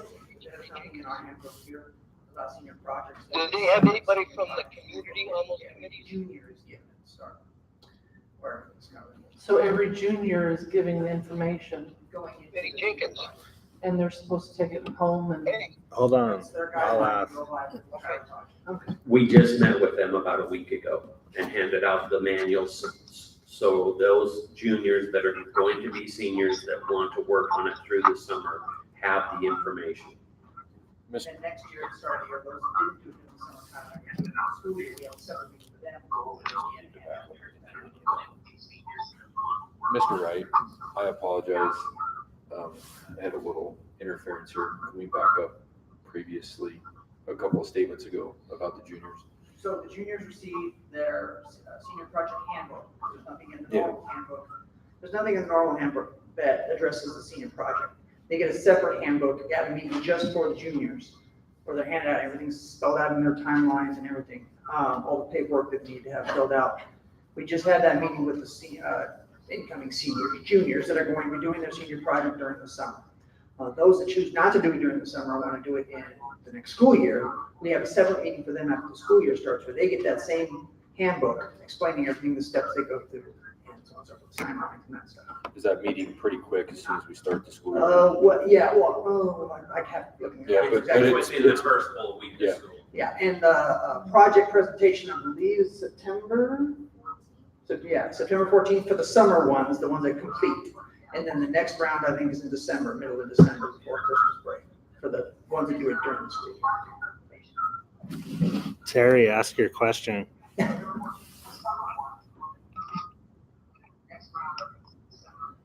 Basically, what I heard him ask was, is there any invitation of community members? I don't know if that convolutes things, but to sit on or be an active part of the committee to develop the handbooks. Yes. So this past year, there was an article in the paper, and then we posted out on Facebook asking for any volunteers, mentors. We're always looking for mentors. And so the two teachers that are over senior projects communicate that. But yes, anytime anybody would like to volunteer or sit in on those, yes, they're more than welcome. We'd love to have them. Okay, thank you. And everybody here is invited to come to presentation day at some panel, be a mentor. Did anybody take you up on your invitation, I guess is part of the question. Was there anybody on it that was a community member? Oh, we have a lot of community members that On come in. that handbook committee? Oh, on the handbook committee. Okay, I'm sorry. I thought you were talking about senior project presentation. I'm sorry. I'm sorry. No. Okay.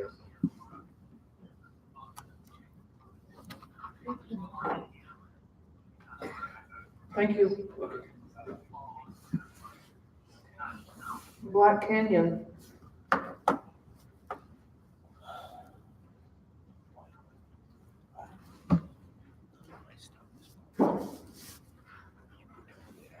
Can we do Sweet Mellow also? I got three handbooks. I did. Oh, okay. Sure. Just like high school, the Black Canyon's handbook, we have well, not in the handbook, but we have a separate handbook for senior project presentations. And we had a meeting on that, what's today? Wednesday? Had a meeting on that yesterday. Did that make sense? You understand what I just said? Okay. And that was for, Senior excuse me, project. that was for the Senior juniors who are going to be doing Uh-huh. the summer project. That's right. Okay. That's right. Any other questions regarding the Black Canyon High School handbook?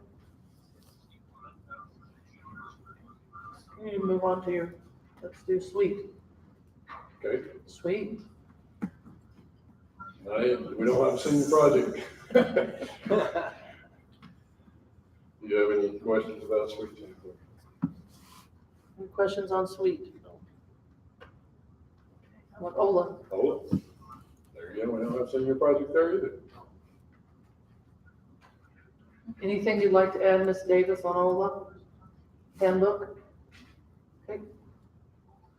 Any other questions for Mr. Joyner? Okay, thank you, Mr. Joyner. You're welcome, thank you. Okay, Rich Weiniger, please. Emmett Middle School.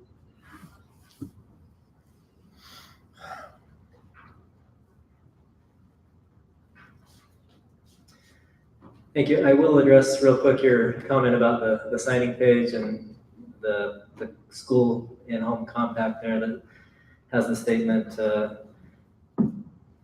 believe that I can and will learn. Yeah. Part of that comes from our Title I federal funding. We're required to have a student-parent compact as part of that process. And so that's required of us to have some sort of a statement similar to that. That's kind of sample one that they've given us. Thank you.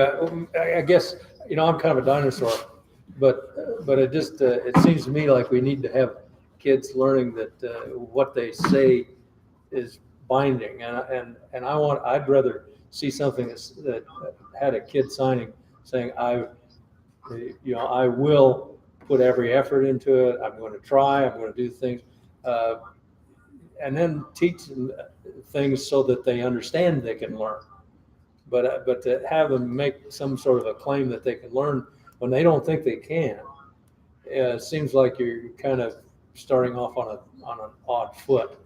And I understand the idea of positive thinking and all of that, but I want them to be positive about it because they've had some success, and I think that's kind of my concern.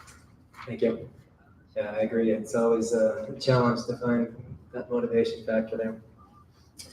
As far as changes to the middle school handbook this year, just had a couple of minor tweaks there.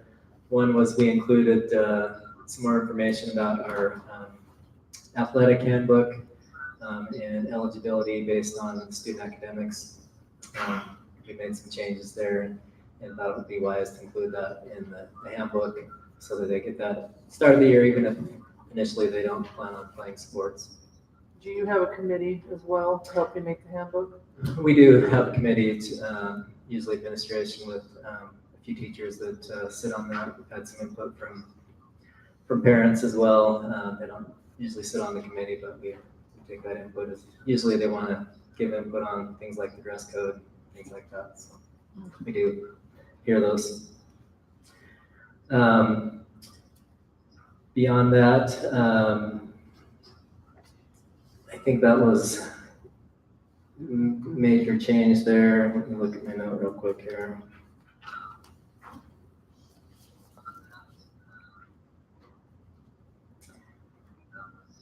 We also made an adjustment to our student teacher aides, put a GPA requirement for those students to serve as a student GPA to help with a teacher during a period of the day.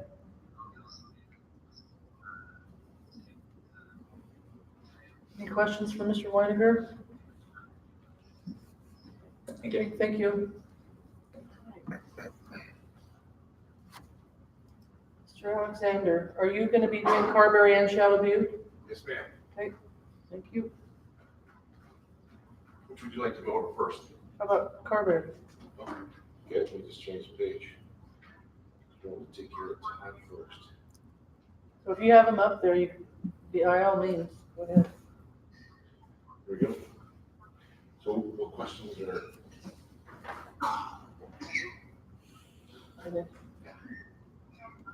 Yeah, I'm pretty new at this too, but I just, do you guys compare between schools, Shadow Butte and Carberry? Yes. So you're trying to be somewhat consistent then, or are there some differences? There are some differences, very small differences, not very many. So we just try to, well, Heather can, she was kind of going back and forth to see where we are a little bit different, but for the most part, with just them having fifth grade and us not, there's a little bit of difference there. We added honor roll because they had honor roll for fourth and fifth, so we added that this year. Besides that, pretty much everything is the same. I can't think of anything.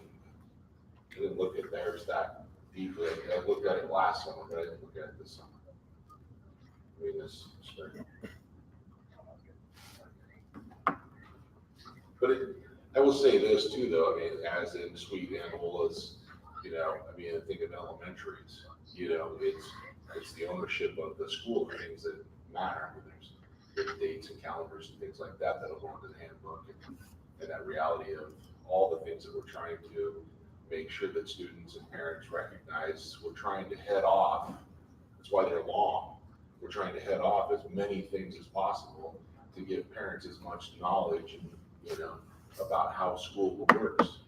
You know, I mean, coming into somewhere, it's like you guys have the board policies. It's the same kind of thing. You have to look over all those policies coming into how to play this game and by what you have to do to meet the requirements of everything that we do. So we do the same thing kind of with parents, is to say, hey, this is how we rules of engagement. I hope it was simple. I know there's a lot of pages when you're looking at all of them together, but Yeah. we don't try to make it too long.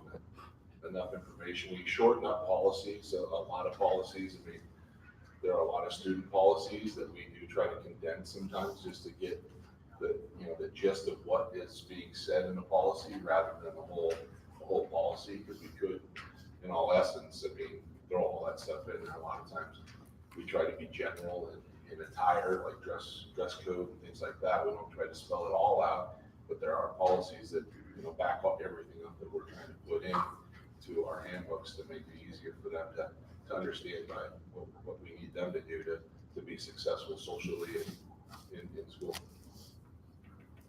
Yeah. They were all about 30 to 35 pages. I mean, it's a pretty big read for a parent and the child, it seems like, but I understand it's you got to get some information out there. Yeah, you know, in many years I worked with the photographers to put the agendas or the handbooks in the agendas so that kids would walk around with those rule books so that, you know, basically, you know, they signed off. You know, I've had parents, you know, that they signed off with their child that they've gone over the handbook at the beginning of the year. There's an expectation there that they understand these are the rules by which you will be successful, you will stay out of trouble. And so often it was nice to be able to say, you've walked around every day with that agenda, with the rules in that book. And so that was really nice. At the elementary, it's not that big of a deal. So we just hand out the handbook separately, and then they tear out that last sheet. But it's always been very beneficial to pull that note out and say, parents, you guys signed off with your child that you guys have you were going to follow these rules of dress code and everything else, not drinking, all those kinds of things that we don't want them to be doing. Thanks for reading. Mr. Weeks, do you have something? Well, so when I was reading through these, I was looking at the visiting section, the visitor section. Mm-hmm. I'm curious what it reads here. All visitors, whether parents, brothers, sisters, relatives, or friends, must check in at office and receive wear a visitor's badge. I've had some patrons come to me with concern of safety in our schools. So that's why I'm specifically speaking on this. So what are we doing as schools and as administrators when we're finding people that are coming on the premises that are doing it without checking in or badges, or are we asking them to leave? Are we bringing them to the office and putting badges on them, or what's going on with that? So my secretaries will mention it to me, will tell me if somebody comes into our building through the front doors, because all the other doors should be locked, right? So they come through the front doors, and if they try to bypass, we just come alongside, hey, I saw you didn't get your badge at the front desk, and please, I need you to go back and sign in. We've had parents that get frustrated because they come in on a daily basis and have to put a sticker on. And then there are those parents that are wonderful, and we love them because they know the process. They walk in, they grab the sheet, they sign their name, they grab their sticker, they stick their sticker on, and they walk their kid down to the classroom.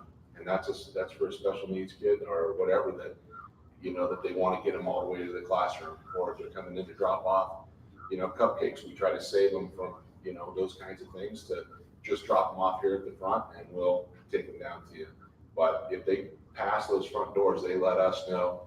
We have the cameras up, thanks to the tech department, because then we can see hallways and things like that. If people are walking around, in the hallways, it's right there in our front lobby, so I'm in our front office. So somebody's going to be talking to that person if they're in there without signing in. Okay, I appreciate that. It's a real concern. I mean, with everything that's, what happened this last week. I mean, it's a concern. Absolutely. We are a tight knit community, but that doesn't mean that it won't happen. So, and just being positive with them, really, it's how you approach them. You just ask them, hey, I know it's kind of an inconvenience, but please sign in. And they get irritated, and so just let them know if they come to you complaining about us making them sign in, to say. Are you comfortable with your protocol after that? If they get a little more irritated than they should? I usually don't have much worry. Okay. But that's me. I'm 6'3", so most of them are pretty good. Thank you. Thank you. Make a motion to approve the school handbooks. Madam Chairman, I move to approve the school handbooks. Is there a second? I'll second. Any more discussion? All those in favor say aye. Aye. Did he second? He seconded. Seconded. Okay. I thought I heard him, but I couldn't. And he said, he voted aye. Okay. Yeah. Okay, moving on. Approval or denial of assessment of Ola School. Mr. Rush. Madam Chairman, I handed out a letter to you from Design West. What I'm proposing is that that we do a complete assessment of the Ola School to see what we need to do moving forward with that building for repairs, so that the board can make and the community can make an informed decision as to what it's going to take to do that. To do that, an assessment is more than just a structural assessment. It is actually a complete assessment. So part of what happens is when you start into a major remodel like we're talking about with this building, is that building codes start to become an issue. And so we have to start examining what building codes we'll have to bring the building up to do that. There are some major concerns that we're going to have to bring in that are part of structural codes, earthquake codes. The center of that building is sitting on large rocks with no cement holding those rocks together. So there's questions about whether we're going to have to, as we go into that floor and start replacing floor, how much needs to be done for foundation and piers and all those types of pieces under it. As you get into it, that building doesn't have insulation. And we do know that many of the studs are dry rotted off or dry rot and need to be replaced. So that means we're going to have to take the siding off. As you take the siding off, that opens up another question for code, and probably just a logical question. We probably want to go ahead and insulate the building and bring it up to a more secure building. Also, electrical. Electrical's been around a long time. Once you open up those walls, you need to go in and start doing electrical. It's the normal thing you do if you're doing a major remodels on an older building for that. So I think the first thing we're going to need to do is, and this is what the proposal is to use structural, mechanical, electrical engineers to perform additional evaluation of the subject facility and provide recommendations for improvements and potential upgrades to extend the life of the building for the long-term use.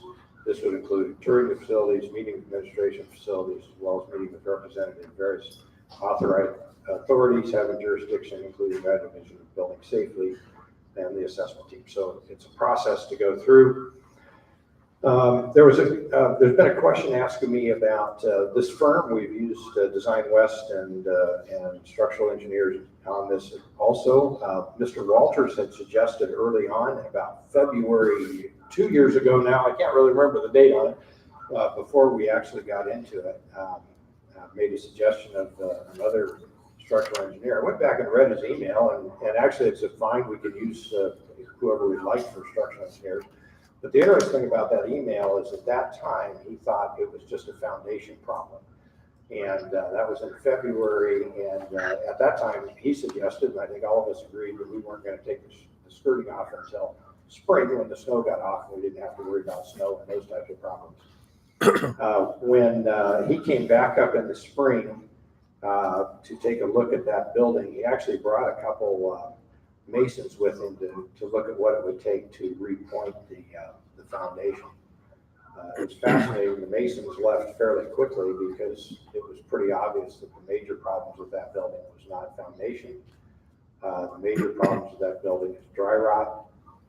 Probably started, the evidence for why there's so much dry rot, I believe, probably started in the 50s when they put the skirting on, and they actually boarded up all of the vents under the building through the foundation, so they weren't allowing for venting to be there. Many years of that probably is what brought on the dry rot.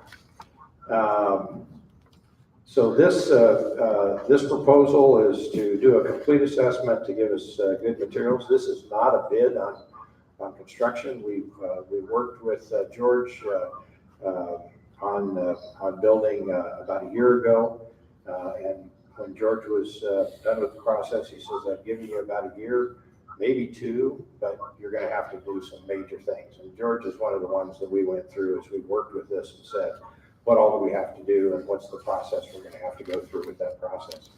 So this is my recommendation, is that we move forward with a complete assessment of it, and that assessment includes making sure of all of the codes and others that we're going to have to bring it up to. And then the board gets to decide what to do next. But I don't think until that assessment is done, you'll have the information you need to make a decision.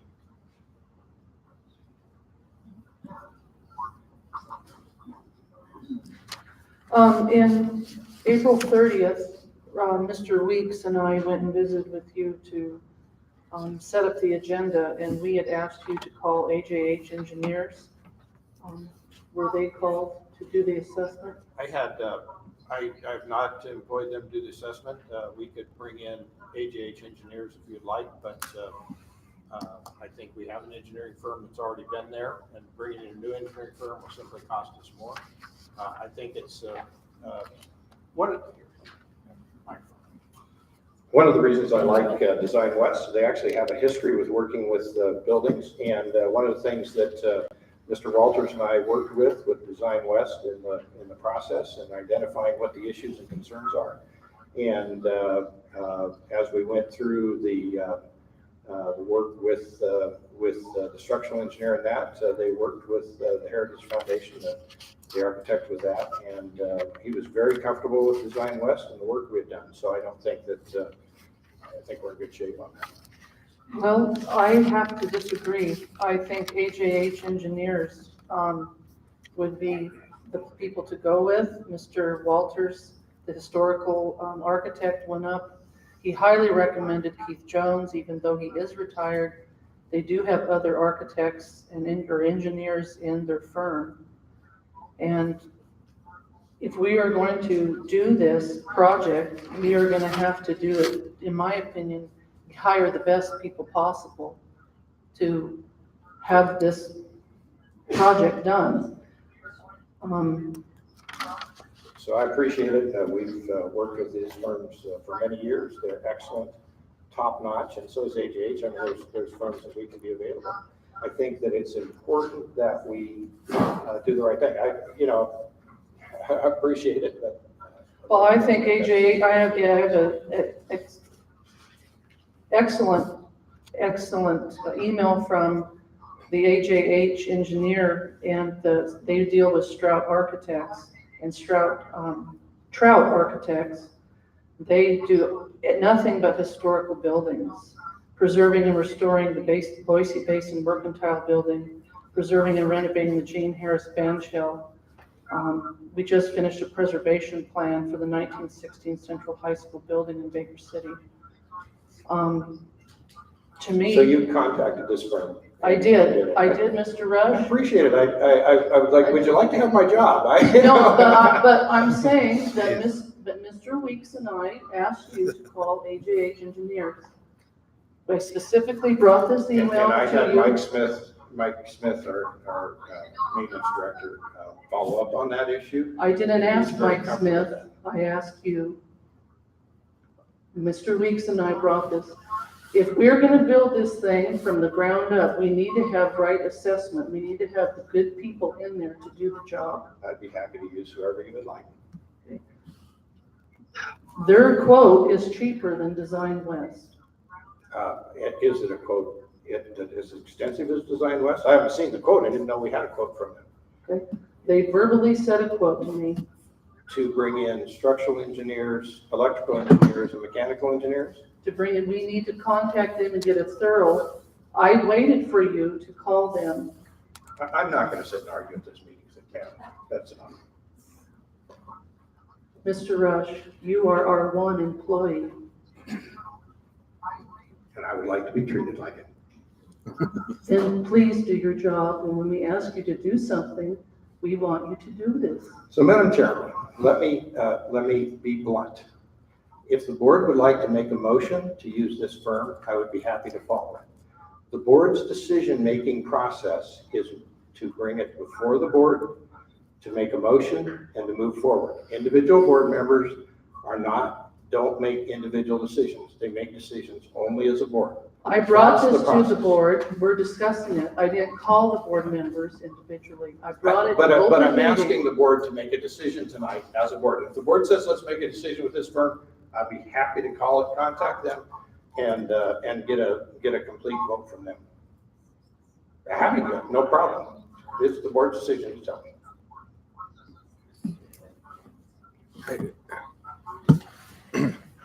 Madam Chair, yeah, I think it's just a matter of formality as to what firm we seek out. If it's been recommended from the State Historical Society as to who the experts in the field are, then that's who we should go with. I don't think it's worth getting contentious about. And for the element of trust, it might be nice to look at design firms outside of Design West because it is a hot topic for the Ola community and the rest of Jim County.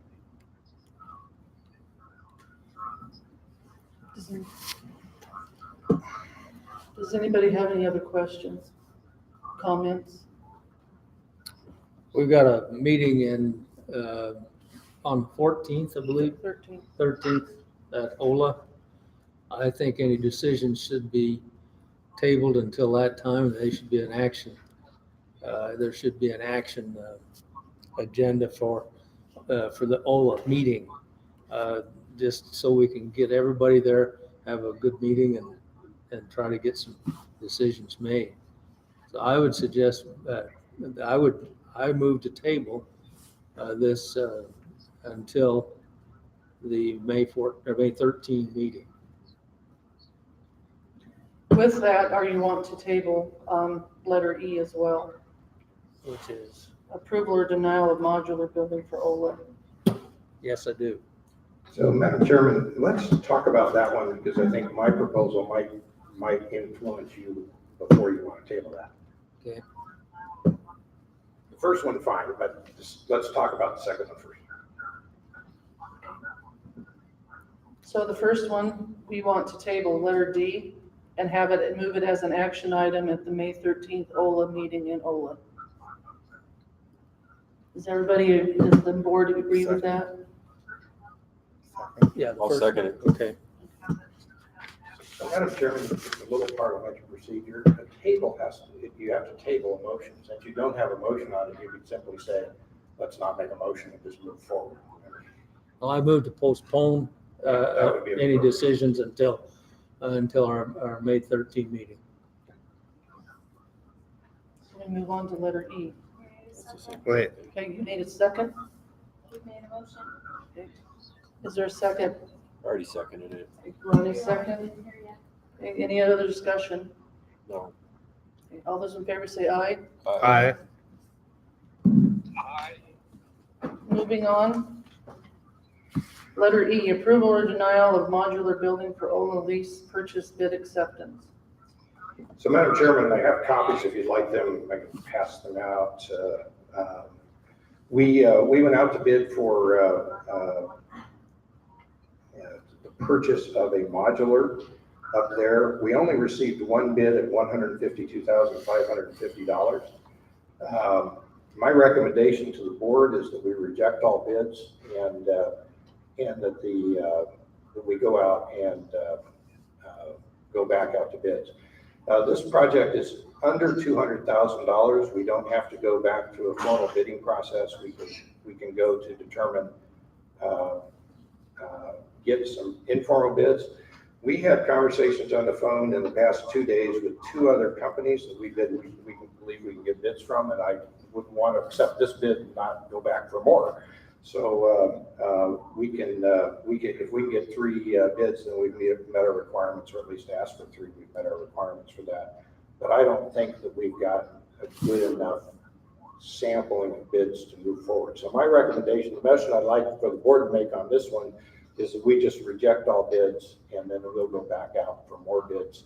And obviously, that allows us to have that discussion on the 13th. But before we move forward on that. I move that we reject all bids as suggested by Superintendent Rush and go back through the process again. Basically, that's what you're asking. That's basically what I'm asking. Is there a second? Second.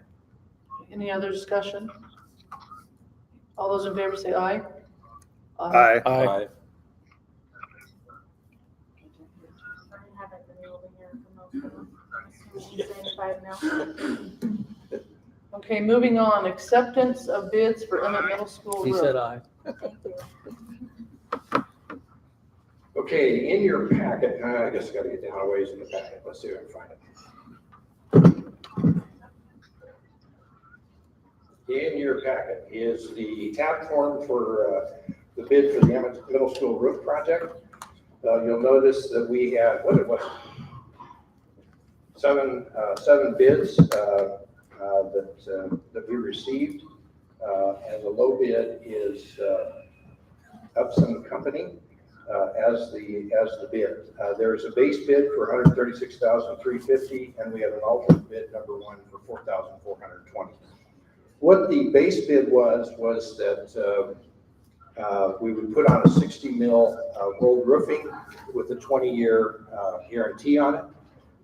The alternative bid is to go to an 80 mil rolled roofing with a 30-year guarantee on the roof. I highly recommend that we accept both bids. The $4,000 is to add that with 10 years of guarantee and a much thicker piece is No brainer. yeah, thank you. That's my opinion on that one. I was surprised how little it was, to be honest with you, $4,000. Very pleased with the Upson Company. It is the low bid. You have to accept the low bid unless there's an issue with it. But this is a company that actually does very good work. They haven't bid a lot of these smaller jobs. I believe the company's ownership has moved from down the family line, so it's still within the family, but I think. And we were very pleased to have them come and give us a bid, and they're a very good roofing company. And the one other thing I'll say about them, out of these 7 bids, only one company came back and took their own samples on the roof, and it happened to be the Upson Company. So they really did know what they were dealing with when they got into this. So I would ask the board to approve that. Any questions? Is the Upson Company a local, are they in Boise? They're in the Boise Valley, yes. I have their, yeah. Yep. They're a company that's on Houston, Caldwell.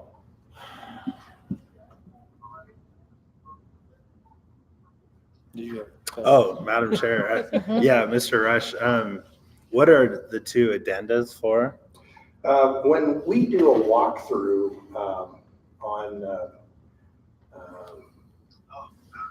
on these buildings, oftentimes we're all standing up on the roof talking about it, basically.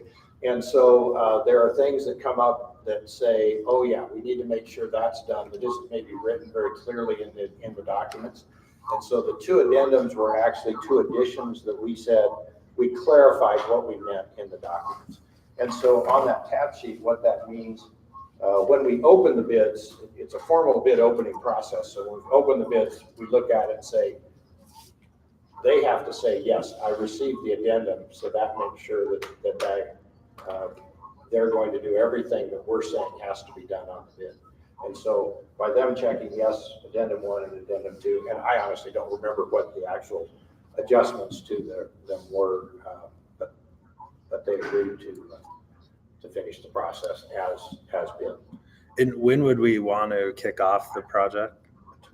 Tomorrow. We would want to approve this now and then start the process so that they can start ordering supplies and get this done so that it can be completed over the summer months. If we wait much longer, we won't be able to complete it for the summer. And then with this bidding, is it normal practice that you might provide the board with the bidding packets that if you'd like, we can. We generally don't provide the boards with a packet unless you want to look through, we go through, we have an architectural firm that goes through, writes the bidding packet, understands roofing, all of those types of things, and then prepares the bids. Then we do a walkthrough with the companies and they go through and look at it all and walk it, tape it, make sure we're right on everything. So I had a series of questions. I'm sorry, I'll just kind of keep asking. When I was going through the billing, I saw that Design West is billing 50% after qualified bids have been received. Yes. So what is the remaining balance for in regards to the work Design West is going to provide? That total bill for this project, Design West, is $17,000, and it may be $17,000 something. I have to do it, but it's right at $17,000. And the last time we put it out to bid was when? Was that a year or two ago, or did we go through that process when we decided to hold off?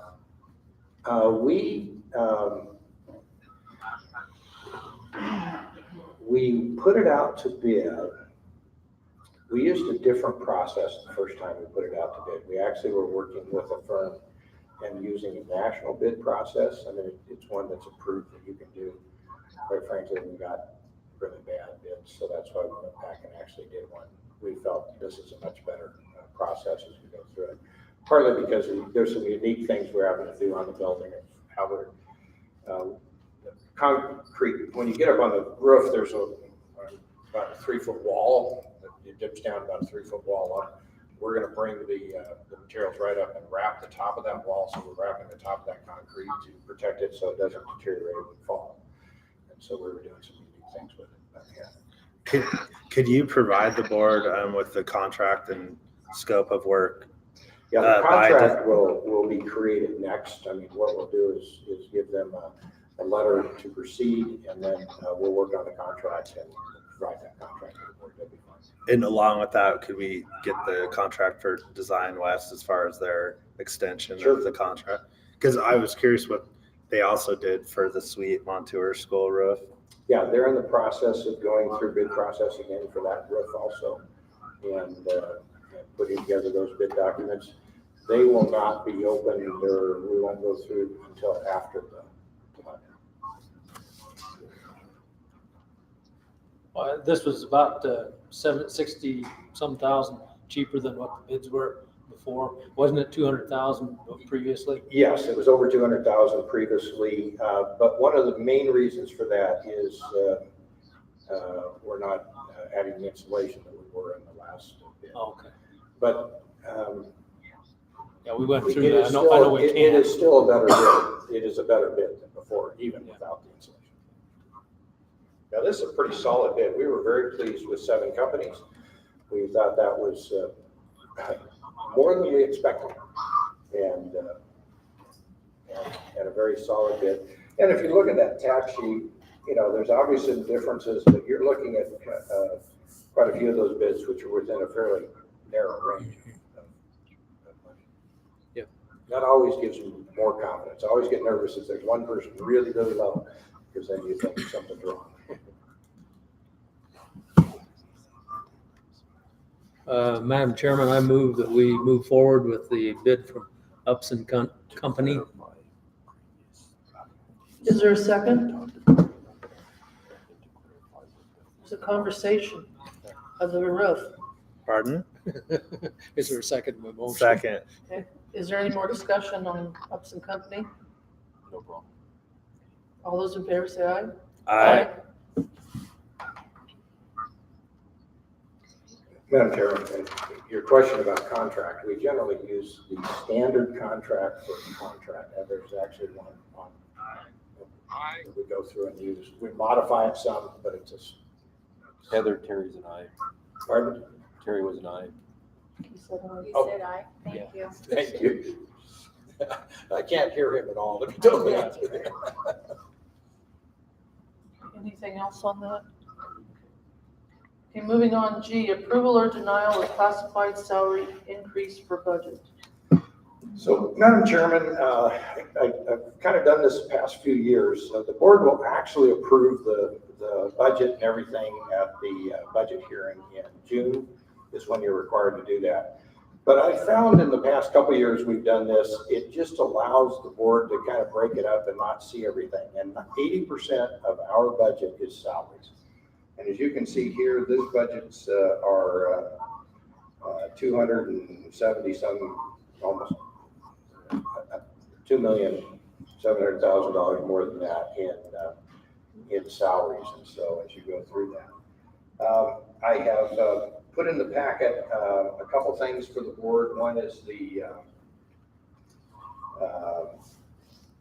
salaries, the percentages on the different areas of our classified staff. We're in the midst of negotiations for certified class salaries, so I haven't put certified or any of the certified. That means administration or teacher salaries in here in this proposal. This is just classified. And when we're done with negotiations, then we can move forward with the certified salaries.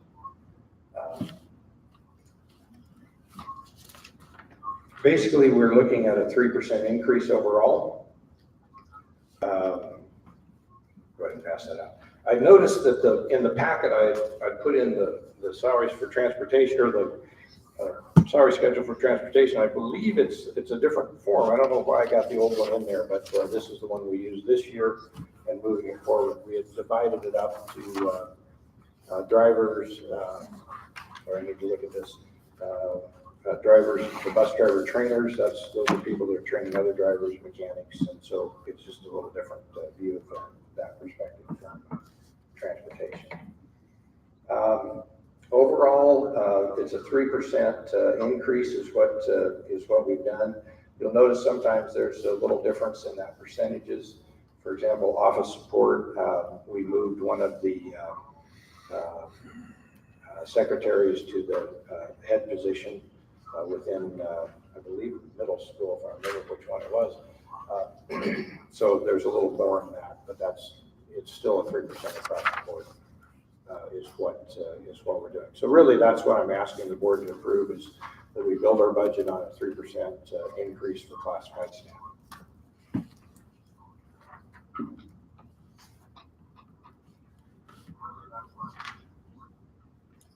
Ask questions, there's a lot. Yeah. I put in your packet a list of every name, where they were and where we're moving, so you get to see it all there.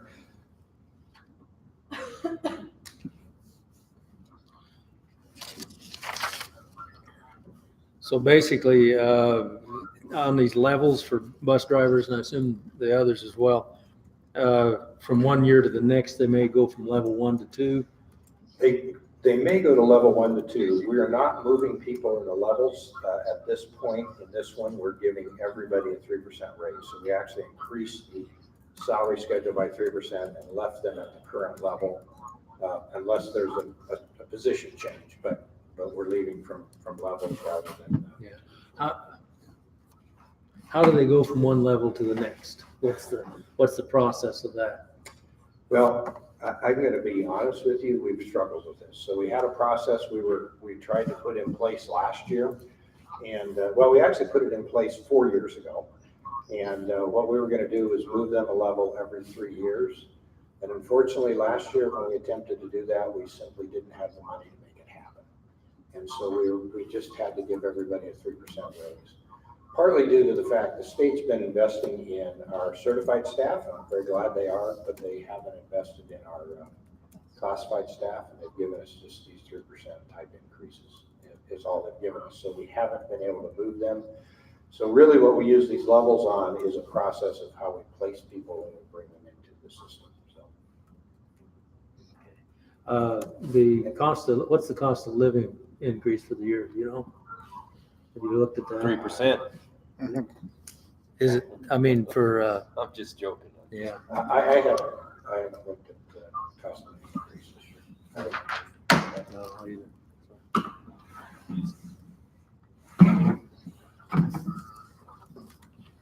Does anybody else have any questions, comments? Madam Chair, Mr. Rush, and I've had the honor of sitting in the district negotiations with the, I guess you'd refer to it as the teachers union, as we work through that process. As far as honoring the inflation, rate of inflation, how does this figure in with the upcoming levy, pass or fail, and the threat of reduce in force? If the same month that we grant the 3% inflation adjustment. So what I'm going to propose the board do is approve us to build the levy with 3%. If we fail the levy, build the budget on 3%, because we have to build that budget before the levy. I forgot the date that it has to be printed in the newspaper and sent away. Pardon? The 22nd has to be sent in. So we'll actually have the levy done, but there's no way to rebuild the budget from the 21st to the 22nd. The budget's on the 22nd. Yeah. Has to be to the paper by the 22nd. So what I'm going to ask the board to do is that we build the budget on that. If we fail the levy, we will look at a new budget in June that will cut the budget by 1.5 million. And probably these raises would be something that we would have to reduce at that time. I mean, that's the reality of it. But I guess what I'm trying, part of our struggle is, as we go through negotiations with our teachers and we get a number and we're at that, if we don't talk about these numbers now, Cheryl needs direction so I can get it. So I'm asking the board to give us direction. That isn't, I don't want you to say, we're going to do this for absolutely positively sure. I'm not asking for that motion. I'm asking the motion that says we would like you to build the budget based on these assumptions. If you understand what I'm saying and why I'm saying that. Yeah, I just, from my conscience, wanted to ask that question because if in a worst case scenario and then there's a reduction in force and then it's like, well, hey, the board granted a 3% raise to all these people, and then we had to cut these positions that just wouldn't come out looking. A very good question, and that's why I'm not suggesting you say that the motion is that, and if you don't want to make a motion, but if you just say, yeah, we want you to go ahead and build a budget on these assumptions. Because the other thing is when you get to June, you're looking at the whole budget. It's nicer to have these opportunities to talk about it in smaller pieces before we get to that final, multi-million-dollar approval. Good question.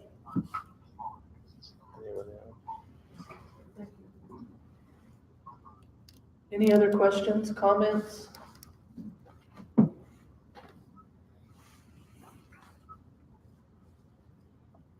We need to make a motion to approve or deny classified salary increase for the budget.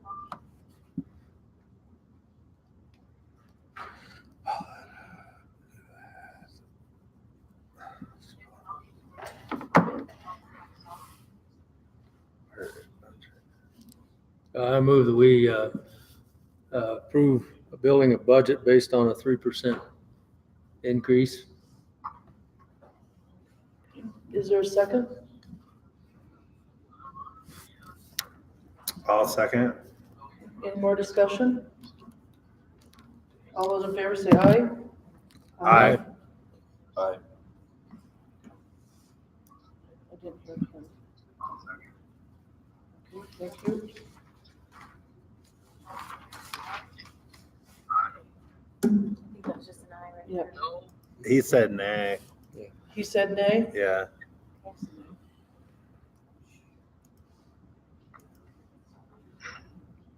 Okay, approval, we did that one. Okay, new hires, transfers, resignations, retirements.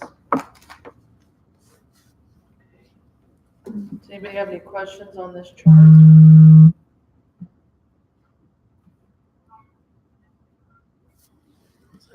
Is that yours that did that? Do we need to make a motion to accept the new hires, transfers, resignations, change of job status chart?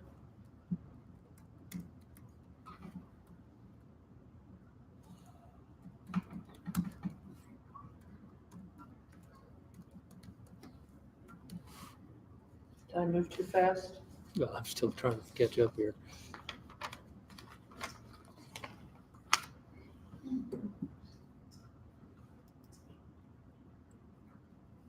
Okay. Somebody's turn besides mine. I'd make a motion that we accept the new hires, transfers, resignations, and retirees. Okay, is there a second? I'll second. Any more discussion? All those in favor say aye. Aye. Okay, moving on, consideration of declaration of open meeting law violation.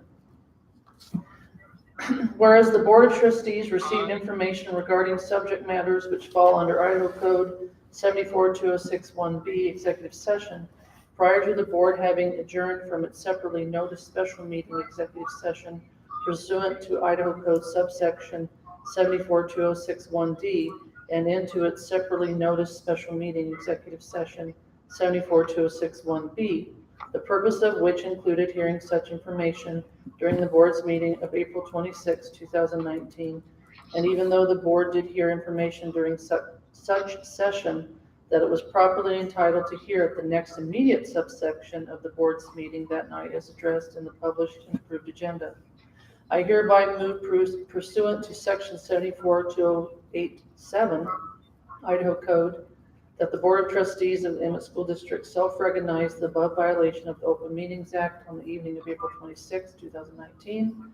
As the board took no action relating to such situation, there is no need for any cure action by this board. We need to make a motion to consider declaration of open meeting violation. Madam Chair, I'll make a motion of consideration of declaration of open meeting violation. Is there a second? Second. Any discussion? Yeah, I would point out that we left out a letter when we went from one meeting to the other, and it was not an intentional error. We left out letter B, and we should have had it along with letter D. Okay. We need to take a vote. All those in favor say aye. Aye. Very good. He also voted aye on that last one too. You already got that? I almost heard that one. Okay. Okay, moving on. Informational items, training. I know Mr. Jones wants tons of training, and what I brought to the table this evening, and some of us are familiar with it, the Idaho School Board Association in the summer holds what's called the Summer Leadership Institute. And back then when we, in July, that's when new school board members come on, they hold this particular conference around the state of July 5 times. And they're going to do that again this year in Boise. It is going to be Wednesday, July 17th, from 9 a.m. to 1 p.m. And it's going to be held at the Boise School District office. They're also offering it Rigby, Twin Falls, Boise, Lapway, and Coeur d'Alene. So they go all over the state. This is a great learning opportunity for new and experienced board members as well as the district leadership team. We board operations and training, conducting a good meeting, effective meetings, open meeting laws, agendas, the board and the budget, data and the board and elections. You can go on the ISBA website, click on events, scroll down to Summer Leadership Institute, and they'll have a description of what I just read. We do have $6,000 a year, I believe, for training in the year. And we can individually go or go as a group, or someone can make the date, but I think all in one day, you'll hit a lot of topics that especially Mr. Jones wants to learn as much as he can. I myself as well. But this is a good opportunity. So I'm bringing it up to you this evening so that everyone can look at their calendar and get it planned, and maybe take the day off of work. Or so it's at 4 o'clock. It's at 9 to 1. 9 to 1. The one in Lapway is 1 to 5. But anyway, they do offer it. I think the nearest one would be Twin Falls from 9 to 1 on Thursday, July 11th. So there'll be postcards coming out on it, and there'll be a registered set on the website. The registration will be up and running shortly. So anyway, I wanted to bring that to your attention, that there's upcoming board training.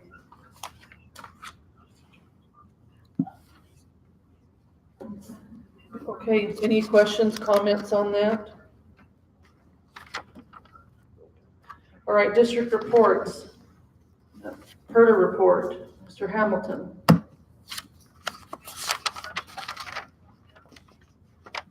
We had excuse me, Mr. Alexander will tell me to put this up to my mouth here again. Thank you. We did have a joint meeting since our last PERDA meeting, and so some of these things were brought up at that time, but the April 12th meeting, PERDA, we began with several reports concerning student competitions. They'd had a number of very successful contests, 7 total to nationals, skills tests, and whole series of things. We got a report from Mr. Greg Butcher on the culinary department report, talking about the classes he's had. He's had, I think, 70 students in the culinary 1A class, if I got my notes right. Talking about what he teaches there, including his management skills and other things. John Lindsay was there from automotive. Jody Harris came and talked to the board about the maintenance and operation levy, and the PERDA board voted to support that levy. That election, of course, will be May 21st. We went through some things about the joint, what the joint minutes and what was going to be brought up in that. We approved the financials. Motion carried to, there was a motion to surplus some old Chromebooks and a golf cart. The golf cart, as I understand, is going to be donated to the EHS baseball program. I don't know if that's actually occurred yet or not. Do you know? I think it's just a matter of going out and picking it up. Yeah, but anyway, they were. I think that was going to just be donated to the baseball program, the golf cart. I thought in the end they donated to the athletics, not just baseball. But baseball could. Yeah, my minutes may not be exactly accurate. Yeah, thank you. I could be wrong. Anyway, there's some old Chromebooks as well. They're going to be surplus and sold to council. They discussed the expansion of the ag science program, adding basically a vet science portion to that, and horticulture. Those are things that we discussed at our joint meeting. Aviation, they're moving forward, trying to test interest. It is not yet a pathway, but they are continuing exploration of that. Working with TVCC and a pilots association.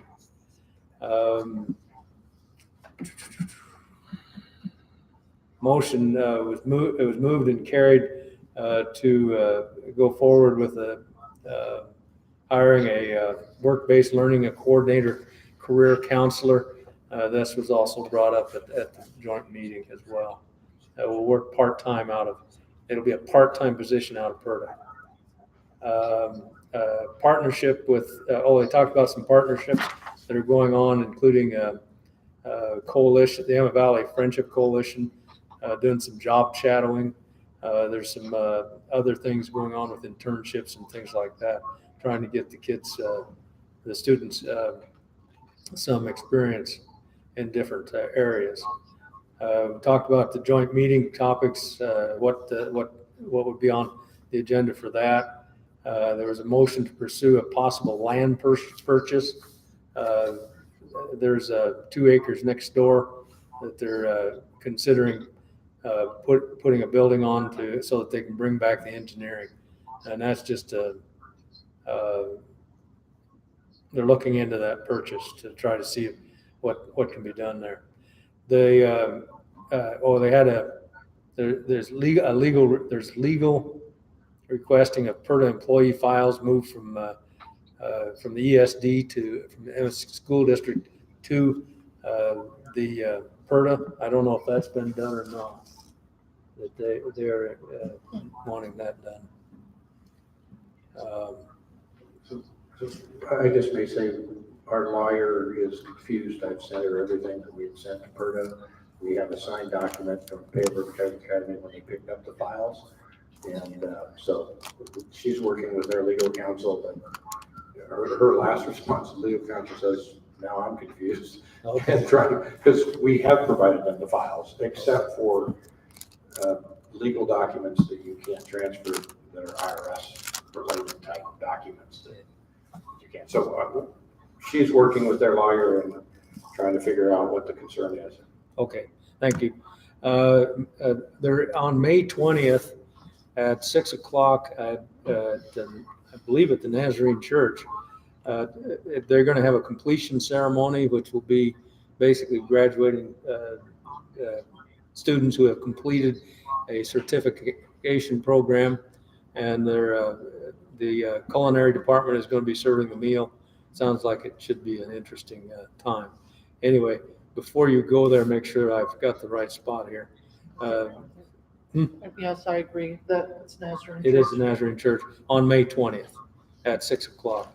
Then they also discussed the advanced ed performance accreditation. The index of education quality care was improved to 290. As I understand it, it was 256 last time. And I think the requirement we were talking about, I don't know if it actually got into the charter authorization, was 255. So they did very well on their accreditation. That's all that I have. Okay. Any comments on the PERDA report? Questions? Okay, superintendent report. Mr. Rush. So first, just negotiations, and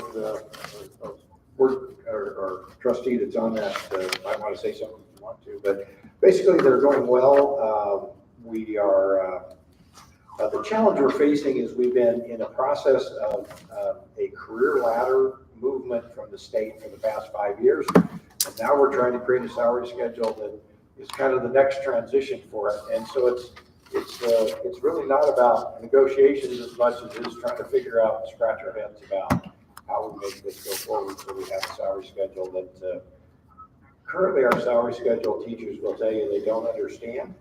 and we want one that they understand. So that's really what the issue is. I met with Mike Rooney this week and Shane, and we, I think, have got an idea, not putting money into it at this point, but just a way to build the schedule, and then we'll run the numbers, and hopefully Thursday we'll make progress in that area. Any questions? Okay. Partially self-funded insurance. We have submitted our application to the Department of Insurance. And now I've identified areas that we're going to have to adjust. We knew there would be those as we work through them. So we're in the process of making those adjustments. But we've been very pleased with the process, especially pleased with Mr. Hamilton, our lawyer, not Mr. Hamilton. We're very pleased with our board member, Mr. Hamilton, but Mr. Hamilton, our lawyer, has a great relationship with the Department of Insurance. And I think we're moving very quickly and in very positive ways on all of that. Tree removal. If you get any calls about the 3 trees that were removed, these always become issues behind Butte Complex. If you want to see a picture, I have a couple I can show you, but we had lost some gargantuous branches off there, had more branches breaking. They had become a tremendous hazard. And we just had to remove the trees for the safety of kids and others as we were going forward. So, any question? Oh, I was just going to say, I'm glad you covered this because when I was there for the curriculum meetings, it was mind-boggling, those trees coming down. I was like, what's going on with those things? And I'm glad you put it in the report. Yeah, and I have some pictures if you want to look at a couple. But would you like to see why we did these? Does that help you? And we had another branch that was half broken off. And we had actually scheduled to do this later on, and the winds that came up this spring just took them too fast. So we had to move forward with that. I put in the information on the advisory board meeting with Renaissance last week. One of the interesting things was Rick Stiggins. Dr. Stiggins presented to us. He's considered one of the leading experts in assessment, and we had a wonderful conversation with him about where we need to go in assessment, things we need to change with our assessments, and he just produced a book within the past year called The Perfect Assessment System. And I put in some points there that I think are good for, and as we go forward as a district, good for us all to think about as we build a better assessment system for our kids. One is always know why we assess. The assessment is the process of gathering evidence of student learning for the purpose of informing educational decisions. Always know what we assess, always gather dependable evidence, always communicate results effectively. This is one that really came home to me. I think that we have a good and long discussion about that assessment needs to leave children hopeful for their future, not beat up and harmed in the process. And if you think about it, it's pretty logical, but you also have to find the right balance there working with kids. And one of the things I'm going to go back and review is the document that we provide parents on the ISAT assessments. I honestly don't think it leaves kids hopeful, so I want to figure out how to provide that information in a more correct way that we let kids see what their future is rather than just make them feel bad about their future. I met with a parent yesterday, the day before, talking about a student that had not taken the assessment because of the concern that it would be a rather negative experience for the student. And I think it was a good decision not to for that, but I think that's one that was a very good discussion. And then always leave the learner, this is in the same line, willing and able to continue learning so that they feel like it's important. And, Dr. Stiggins is actually retired. He's in his 70s, but he's passionate and just came to us to the meeting from the Oregon legislature telling them how to rebuild their assessment system. He said, stop sending $20 million on the state assessment. Let's do better assessments that will actually help teachers and students in that process. So they're not going to be able to stop because it's a federal requirement, but that's where that is. So anyway, any questions? Okay, thank you. All right, moving on, policy.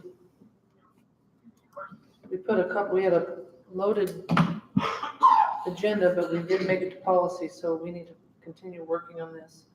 Policy 218.10, school board use of email and social media. The second one underneath that, when I clicked on it, I believe it's this page. Oh, it is the first one? The first one is the response. Oh, the from clerk. Amy, and then the ISBA, in regards to Jefferson's question.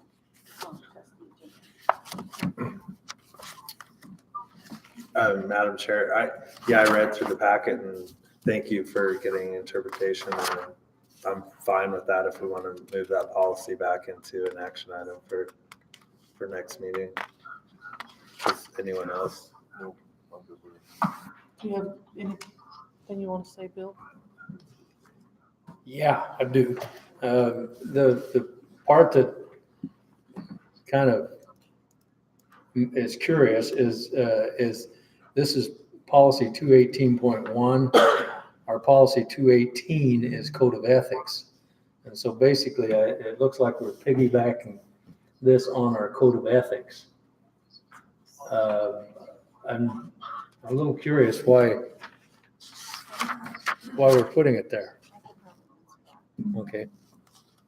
So I have to double check, but normally, my guess is the policy is 218 for ISBA, and we already have that policy in place. So usually what we do is if we get a policy that is a number we already have, we just move it to a 0.1, 0.2, 0.3, and put it within that section. So we can come up with a number, but we may cause conflict with other policies that we get from legal.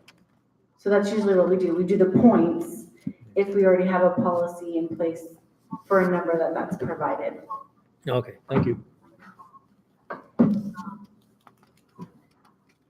Does that clear up your question, Bill? Yeah. Anybody have any questions or comments? Okay, we can move that to consent. Okay, next policy.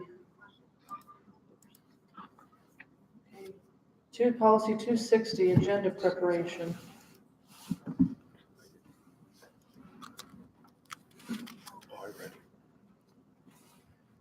This is one I've been kind of pushing a little bit here, so maybe I can say a couple things. One of the problems we have with it is it really doesn't. It's not in compliance with the open meeting law at this point. We have to have the agenda, and Heather can correct me here if she wants to, but we have to have the agenda out 48 hours before a scheduled board meeting, if I'm not mistaken, according to the Idaho Code 74-204. The other thing is there's a provision for special meetings or emergency meetings or executive meetings of 24 hours. And so that's part of it. I also think that it really should be the chairman of the board who prepares the agenda, with consultation from the superintendent. I think that's backwards.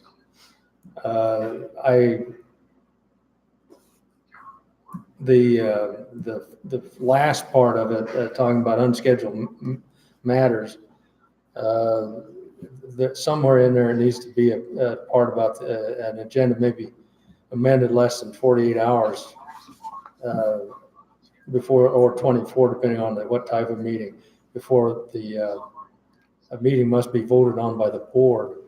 And agenda items can be added at the meeting if they're not action items. And that's something I think should be in there at some point, as long as there's a good faith reason.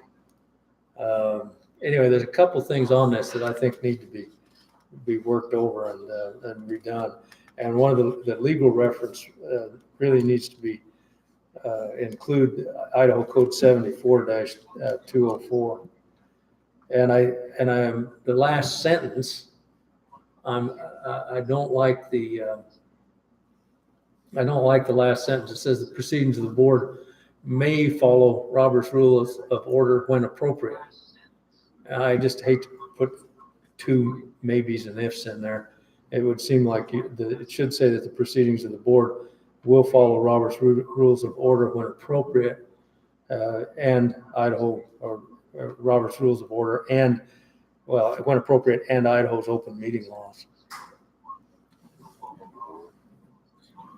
Madam Chair, also in the first paragraph, and since this hasn't been reviewed for over 10 years, I would just like to ask the board and administration if in the first paragraph where we talk about the information will be provided to each board member at least 24 hours prior to each scheduled board meeting, if we might adopt a 5-day policy, which is similar to the third paragraph down where patrons have a 5-day requirement. Just because, for instance, like this meeting, we had 340 some pages to prepare for tonight's meeting to study and read. So 24 hours gives little time or respect to that process.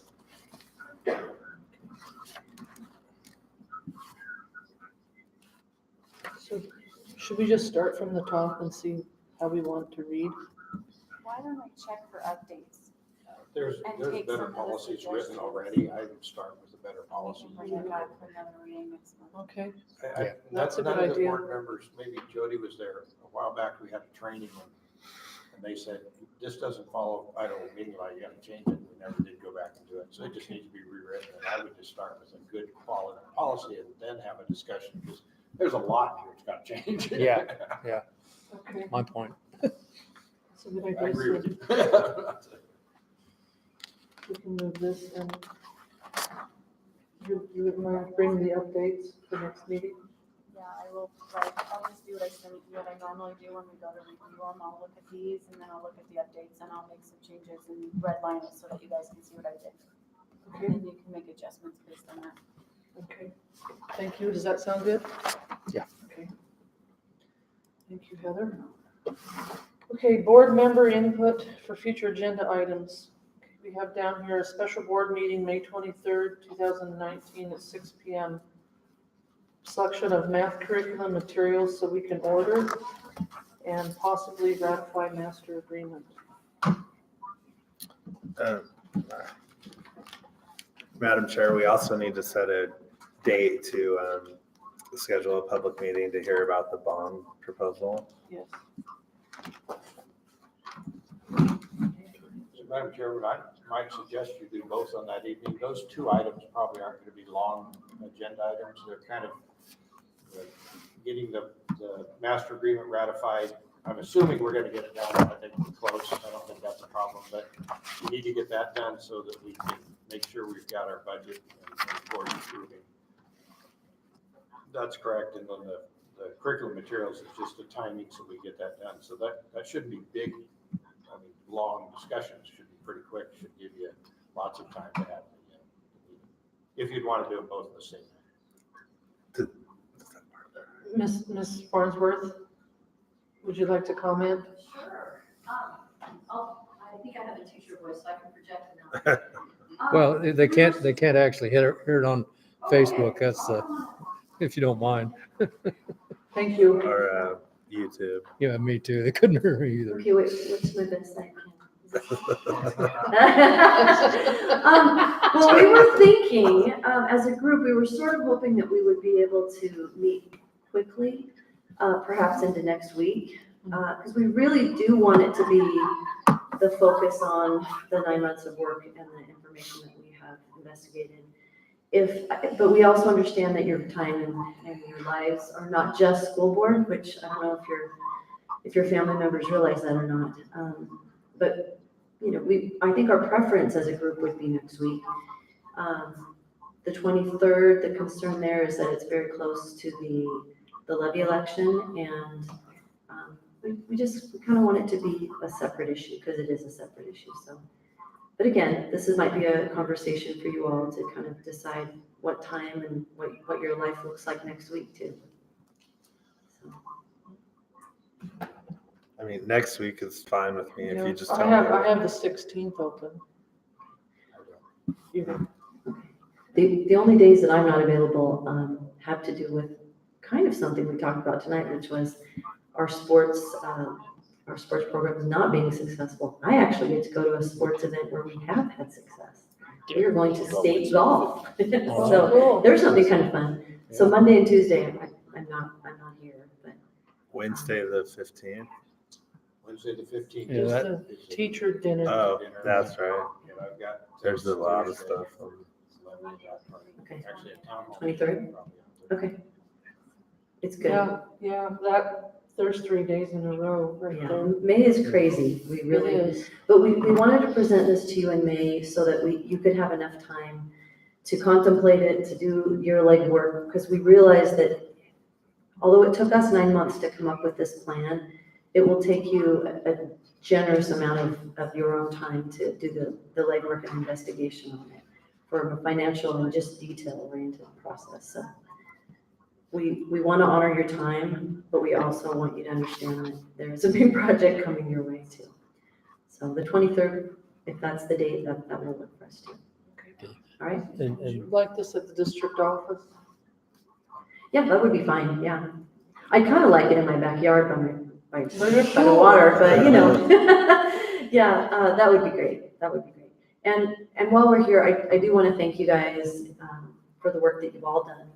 I know that people just seem to pound things at you and forget that there's a lot of volunteers, a lot of time that comes into the work that you all do above and beyond. So thank you guys for doing that. And I'm excited to share what we've come up with, and we think it's a solid plan, and hopefully you do too. All right, any other questions? Okay, so are we thinking 6 o'clock on the 23rd, or 7, or what works best? It has it here at 6. Okay, sounds good. Yeah, all right, thanks guys. Thank you, Thank Jody. And what else would we be doing on that night then? Selection of math curriculum, Okay. so we can order and possibly ratify the master agreement, as well as the bond proposal with that.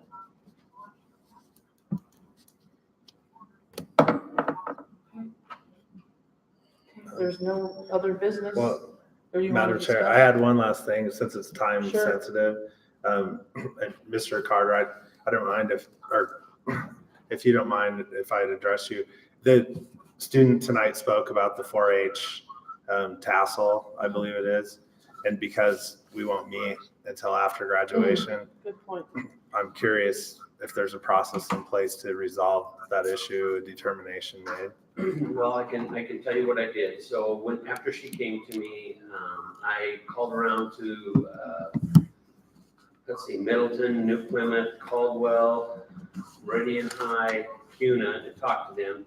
And I'm probably the most lenient administrator there is. There's only one other school that allows them to decorate their hats, that's New Plymouth. And the rest of the schools do not allow this to happen.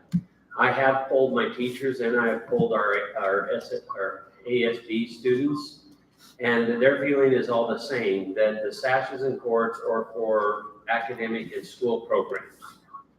And I feel the exact same, that should be reserved for school programs. I was in 4-H, excellent program. It's not about 4-H. But I think if we open that door, we open that door to anybody and everybody. And so I would, the policy says that it's left up to the principal. And so I would like to continue to say that they can wear the second tassel, which a lot of kids do. They can decorate their hat, but as far as the sashes and the cords, I would like that to stay part of the academic and clubs of Emmett High School. How many sashes can they have? Well, So most have 1 to 2, but there's quite a few that will have multiple cords. And Mr. Goff has talked to me just recently that with completers for their programs, I don't believe it will be in place this year, but they would like to have different sashes for different programs for completers also. So I think you're gonna see that kids will have multiple sashes or multiple cords going on anyway.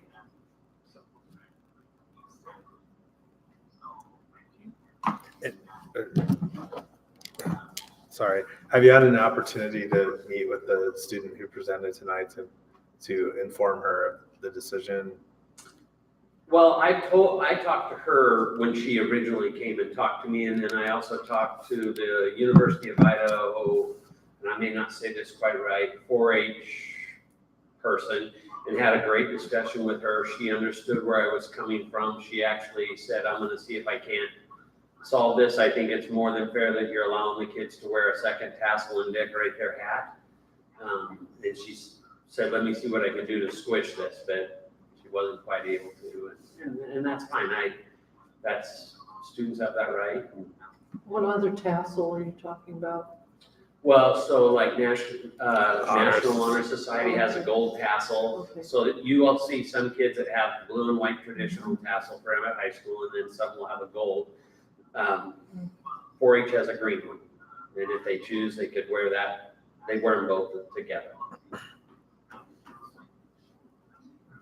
If only we were Eagle High, we'd kill 2 birds with one stone. So, I can tell you that talking with other districts, especially when I talk to Meridian High, this is a district policy, so all of the schools of West Bay, the school district, are the same on that.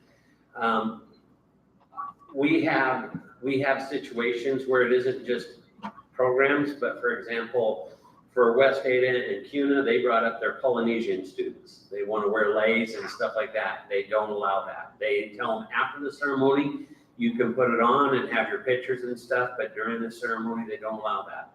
I did have a parent call me this year whose son is Native American, and I visited with her, and they got a patch, and she was perfectly fine with us telling her that they can put it on the hat.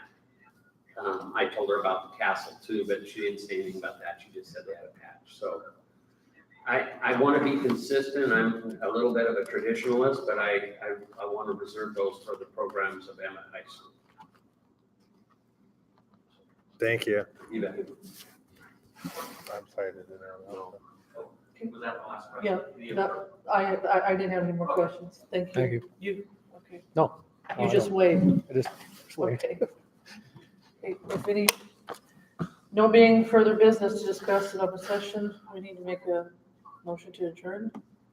I'll make a motion to adjourn. Is there a second? Any discussion?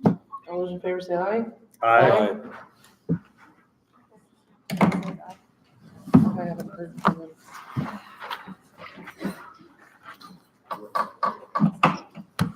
Okay, Terry, we're done. He said aye as well. Okay, have a good night.